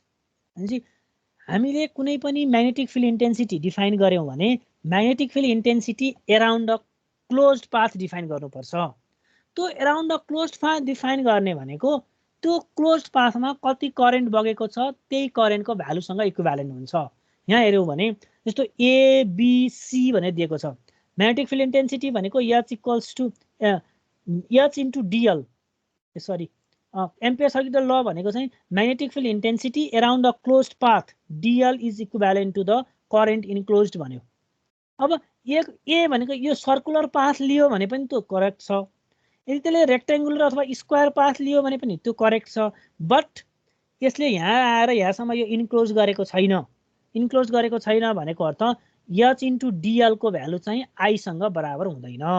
भनेको if it is not a closed path है यहाँ यो C जुन consider गरिरहेको छौँ हामीले magnetic field intensity around a closed path is not equal if it is not totally closed भन्न खोजेको।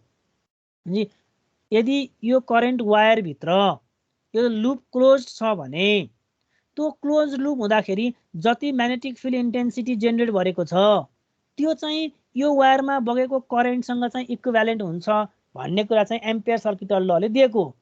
तर तिमीले यो वायरलाई क्लोज गर्दिएनौ भने पनि त म्याग्नेटिक फिल्ड जेनेरेट हुन्छ। तर त्यो म्याग्नेटिक फिल्ड जेनेरेट भएको चाहिँ त्यो वायर क्लोज छैन भने चाहिँ इक्वल हुँदैन भनेर डिफाइन गर्न खोजेको। In the figure it right the इंtegral of H around a closed path A and B gives a total current I, while the integral path over the path C gives only the portion of the current that lies within C. C भित्र मात्रै पर्नेलाई दिन्छ, यो छोडेको भागलाई चाहिँ दिँदैन। नदिएपछि this is not equal भनेर define गर्न खोजेको। अब जहिले पनि एम्पियर सर्किटल लले डिफाइन गर्ने भनेको क्लोज्ड पाथमा डिफाइन गर्छ भनेर चाहिँ कन्सिडर गर्न छोड्नु हुँदैन। त्यही भएर हामीले एम्पियर सर्किटल ल डिफाइन गर्ने बेलामा we must define it in closed loop. Magnetic field intensity around a closed loop भन्नै पर्यो क्या। त्यही भएर magnetic field intensity around a closed loop is equal to the current enclosed by that path भन्नु पर्यो। That is magnetic field intensity the line integral of, अब यसलाई definition लेख्नु पर्यो भने लाइन इन्ट्रिगल, किनभने डिएल लेखेको छ त्यही भएर लाइन इन्ट्रिगल, डेल यो रो इन्टिग्रेसन गरेको छ, integration of H, line integral of magnetic field intensity H भनेको लाइन इन्टिग्रल गर्ने केलाई magnetic field intensity H लाई around a closed path, त्यही भएर यो क्लोज्ड पाथ बनाएको हो। Closed path is equal to the current I भनेर चाहिँ एम्पियर सर्किटल लले दिन्छ। त्यही कुरा हेर त यहाँ, यदि summary suggest that H will be a circular constant value to the constant radius and centered on the z axis, therefore choosing path A, यो A लियो भने the integrating H around a circle of radius rho gives the enclosed current, that is I equals to H into dl भनेको अब L को value कति जाने भयो त यहाँ भन्दाखेरि त यो टोटल लेन्थ लेख्नु पर्यो 2 पाई लेख्नु पर्यो, 2 पाई सम्म जाने भयो। त्यही भएर 0 to 2 pie H phi rho d phi लेख्न खोजेको, किनभने phi एक्सिस को डिरेक्सनमा भएको भएर है, phi एक्सिस मा भएको भएर हामीले H phi लेख्यौं, किनभने phi डिरेक्सनमा छ त्यही भएर H phi। phi को भ्यालु कहाँदेखि कहाँसम्म जान्छ, 0 देखि 2 पाई सम्म जान्छ। त्यसपछि dl भनेको के हुने भयो त, रो d phi हुने भयो phi को डिरेक्सनमा। जस्तो फर एक्जाम्पल लेन्थ तिम्रो यो h रो हुने भएको भए हाम्रो dl के हुन्थ्यो, d रो हुन्थ्यो। यदि यो h z हुने भएको भए यो चाहिँ dl चाहिँ dz हुन्थ्यो। तर अहिले के छ, h phi छ, h phi भएको भएर रो d phi भएको हो। त्यही भएर h phi रो d phi भयो। h phi row 0 to 2 pie d phi लेख्दाखेरि 2 पाई रो बन्छ। त्यो भनेको करेन्ट I सँग बराबर हुन्छ। करेन्ट I सँग बराबर हुन्छ भनेको h phi equals to I by 2 pi rho हुँदो रहेछ। सिम्पल एम्पियर सर्किटल लले पनि यसरी दिँदो रहेछ। जुन कुरा हामीले कहाँबाट निकालेको थियौं, यहाँ पनि यो h equals to I by 2 pi rho fi भनी निकालेको होइन र हो। त्यो magnetic field intensity around a closed path भयो भने पनि आउने भनेको त एउटै नै रहेछ, h phi आउँदो रहेछ। h phi भनेको I by 2 pi rho fi नै हो। भनेको magnetic field intensity around a closed path is given by current I by 2 pi rho भयो, phi डिरेक्सनमा भएको भएर। अब सेम प्रोसेस त्यहाँ अघि जे गरेको थिएँ नि मैले प्रुफ गरेर देखाउन खोजेको, अघि जुन देखाएको थियो h phi भनेको I बाई 2 पाई रो हो। त्यसरी magnetic field intensity due to a infinite, अल्छिदो लाग्छ। अब 10 मिनट भित्र सक्छु अहिले, कति बज्यो, 1:26 भयो, 12 बजी सुरु भयो। अब यो हामी आज गर्ने कि नेक्स्ट क्लासमै गर्ने, कस्तो छ ल भन त। बोर भयो भने छोडौं, छैन भने 10 मिनट जति पढौं।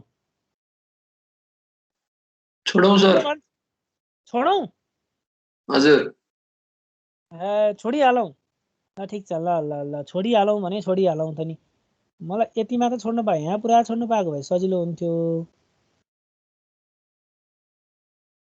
एकदमै सजिलो कुरा थियो। ल ठिकै छ, अब छोडौं, मैले तिमीलाई छोडे मैले, ल ठिकै छ। नेक्स्ट क्लास आउँदाखेरि यो स्लाइड अपलोड भइसकेको छ, एकचोटि हेरेर आऊ है। हेर है, म अपलोड गर्छु, गरेको छैन भने बरु है। ल सुबाई, ल आजलाई छोड्ने भयो, अब छोड्नु त नि। ओके ल भन। त्यो फाइलमा एउटा र्यार फाइल छ नि, जिप फाइल के, त्यो इरर छ। मैले बुझेँ। त्यो चाहिँ मैले तिम्रो सीआरलाई इमेलमा पठाइदिएको छु, उसले पठाइदिन्छ। नत्र भने मलाई तिम्रो इमेल एड्रेस पठाऊ, म तिमीलाई पठाइदिन्छु। हुन्छ सर। मैले बुझेँ। यो भनेको चाहिँ यो भ्यालु जुन यो क्लास मेटेरियल भित्र छ हो, यो इलेक्ट्रोम्याग्नेटिक जिप लेखेको फाइल चाहिँ इरर आयो हैन? हजुर। यो फाइल चाहिँ मैले तिम्रो इमेल एड्रेसमा पठाइदिएको छु। जस्तो जीमेलको एड्रेस पठायो भने त सजिलै हुन्छ। त्यो जीमेलको एड्रेसमा पठाइदिएको छु एउटा सीआरलाई, सीआरसँग माग त, उसले दिन्छ तिमीहरूलाई है। हुन्छ सर। ल त्यहाँ खुलेछ होला उसको, सीआर खुले छैन र के प्रब्लम छ र त्यो खुल्नमा अस्तिकोमा? सर मैले हेरेको छैन सर, म हेर्छु। ए ल त्यो हेरेर एकचोटि खुले कि खुलेन विचार गरेर त, नखुलेको भए म फेरि पठाउने प्रयास गर्छु के। हुन्छ सर। ल ल यो फाइल मैले अपलोड गरिसकेको छु तिमीहरू एकचोटि यसलाई पनि हेरिहाल है च्याप्टर 8 भनेर अपलोड गरेको छ त्यो फाइल हेर सर हजुर ल भन अनि यो तपाईँले ग्राफिकल फिल्ड प्लटिङ भन्ने नपढाउनु भएको कि के हो ग्राफिकल फिल्ड प्लटिङ रे कुन चाहिँ रहेछ त्यो 2.13 मा छ हाम्रो सिलेबसको graphical field plotting and numerical integration भन्ने छ क्या भनेको के हो त थाहा ग्राफमा पनि प्लट छैन। गर्ने खै के रहेछ लास्टमा एउटा देखाएको त्यो त ग्राफमै अब जस्तो XYZ कोअर्डिनेट वालाको हो त्यो इलेक्ट्रिक फिल्डको हो सबैभन्दा लास्टमा दिएछ ए त्यो ग्राफिक फिल्ड वाला तिमीले यो हजुर। हेरेनौ के म देखाइहालेँ तिमीलाई पख त त्यो भनेको ल्याप्लासमा होइन dielectric and capacitance current and conductor chapter 6 मा हो कि पख एकचोटि मैले एउटा फिल्ड बनाएको थिएँ नि V इक्वल्स टु IR भन्ने एउटा पख त मैले देख्छु तिमीलाई म देखाउन सक्छु होला त्यति बेला सर तपाईँले पढाएको लास्टै छिटो भयो त्यो केही मेसै पाइएको थिएन खासमा पख यो यसमा रहन्छ पख एक सेकेन्ड यसमा त ल्याप्लासमा त होइन खै भन त्यो एकछिन त्यो प्लट भनेको के प्लट हो मैले थाहा पाएँ कि तिमीले भन्न खोजेको चाहिँ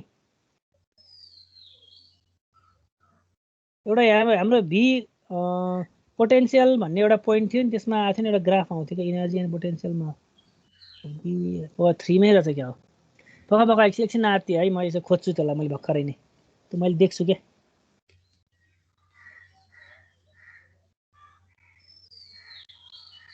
हो यहाँ हेर न एकचोटि यो जस्ट के हो भने जस्तो यो डाइपोल मोमेन्टमा आउने कुरा हो क्या यो हेर त यहाँ यो ग्राफ प्लट भनेको चाहिँ यो हो क्या यो ल्याबमा गर्ने हो क्या यो वास्तवमै यो सक्यो भने मैले तिमीलाई यो प्रब्लमलाई चाहिँ भनेको पनि थिएँ एकचोटि रेकर्डिङमा पनि होला यो जुन हामीले जुन V equals to QD by cos theta by 4πr² जुन लेखिरहेको छौँ यो value to obtain the plot ध्यानबाट चाहिँ यो V इक्वल्स टु भयो एकछिन हात्ती पोटेन्सियलको भ्यालु निकालेर ग्रेडियन्ट निकाल्ने बेलामा प्लट गर्ने बेलामा चाहिँ ठिकै छ यहीँबाट भने पनि सकिएला that is to obtain the plot of potential field we choose QD by 4πε0 equals to 1 choose गर्ने cos थीटाको भ्यालु चाहिँ के गर्ने त भन्दा VR² भन्छ भनेको QD बाई 4πε0 स्क्वायरको भ्यालु 1 मान्यो भनेको V equals to QD cos theta by 4πε0 R² भन्ने चाहिँ फर्मुला हो त्यो फर्मुलाबाट QD बाई 4πε0 को भ्यालु 1 मान्यो भने के बाँकी रहन्छ भन्दा cos theta equals to VR² भन्ने भन्छ त्यो VR² लाई अब प्लट बनाउन पर्यो भने ग्राफमा प्लट गर्नु पर्यो भने चाहिँ that is the colour lines in the figure below indicate the equipotential surface भनेको जस्तो हाम्रो यहाँ V इक्वल्स जुन 0 0.2 0.468 आइरहेछ नि त्यो आएको भनेको यो भ्यालु के जस्तो 0 आयो त्यसपछि 0.2 आयो प्लस 0.2 आयोला 0.4 यो प्लस 0.2 0.4 0.6 0.8 यो आएको भनेको तिमीले R को भ्यालु कन्सिडर कति गर्यौ त अब त्यो V cos theta equals to VR² बाट हो यो प्लट कुरा गरेको हो यो त हामी सक्यौं भने ल्याबमा गराउँछु भनिरहेको छु मैले तिमीहरूलाई अब अनलाइन नै ल्याब भयो भने पनि यसलाई गराउन सकियो भने गराउने त्यो मात्रै गराउन खोजेको त्यो प्लट गर्ने हो यो चाहिँ एक्जामिनेसन पोइन्ट अफ भ्यू भन्दा पनि प्र्याक्टिकल पोइन्ट अफ भ्यूले चाहिँ गर्नुपर्ने कुरा हो के यहाँ देखाउन खोजेको यो त्यो ग्राफिकल प्लट भनेको चाहिँ यो प्लट हो अब हामी म प्रयास गर्छु यो चाहिँ R इक्वल्स टु प्लट गर्ने चाहिँ अब अहिले नै गर्छु त भने छैन गर्न सके भने गर्छु लास्ट इयर गराएको होइन यो अहिले चाहिँ सफ्टवेयर क्लासमा गराउन सकियो भने यो गराउने कि भनेर कुरा भइरहेछ त्यही भएर मात्रै गरेको ओके ल सर यो प्लट हो यो भनेको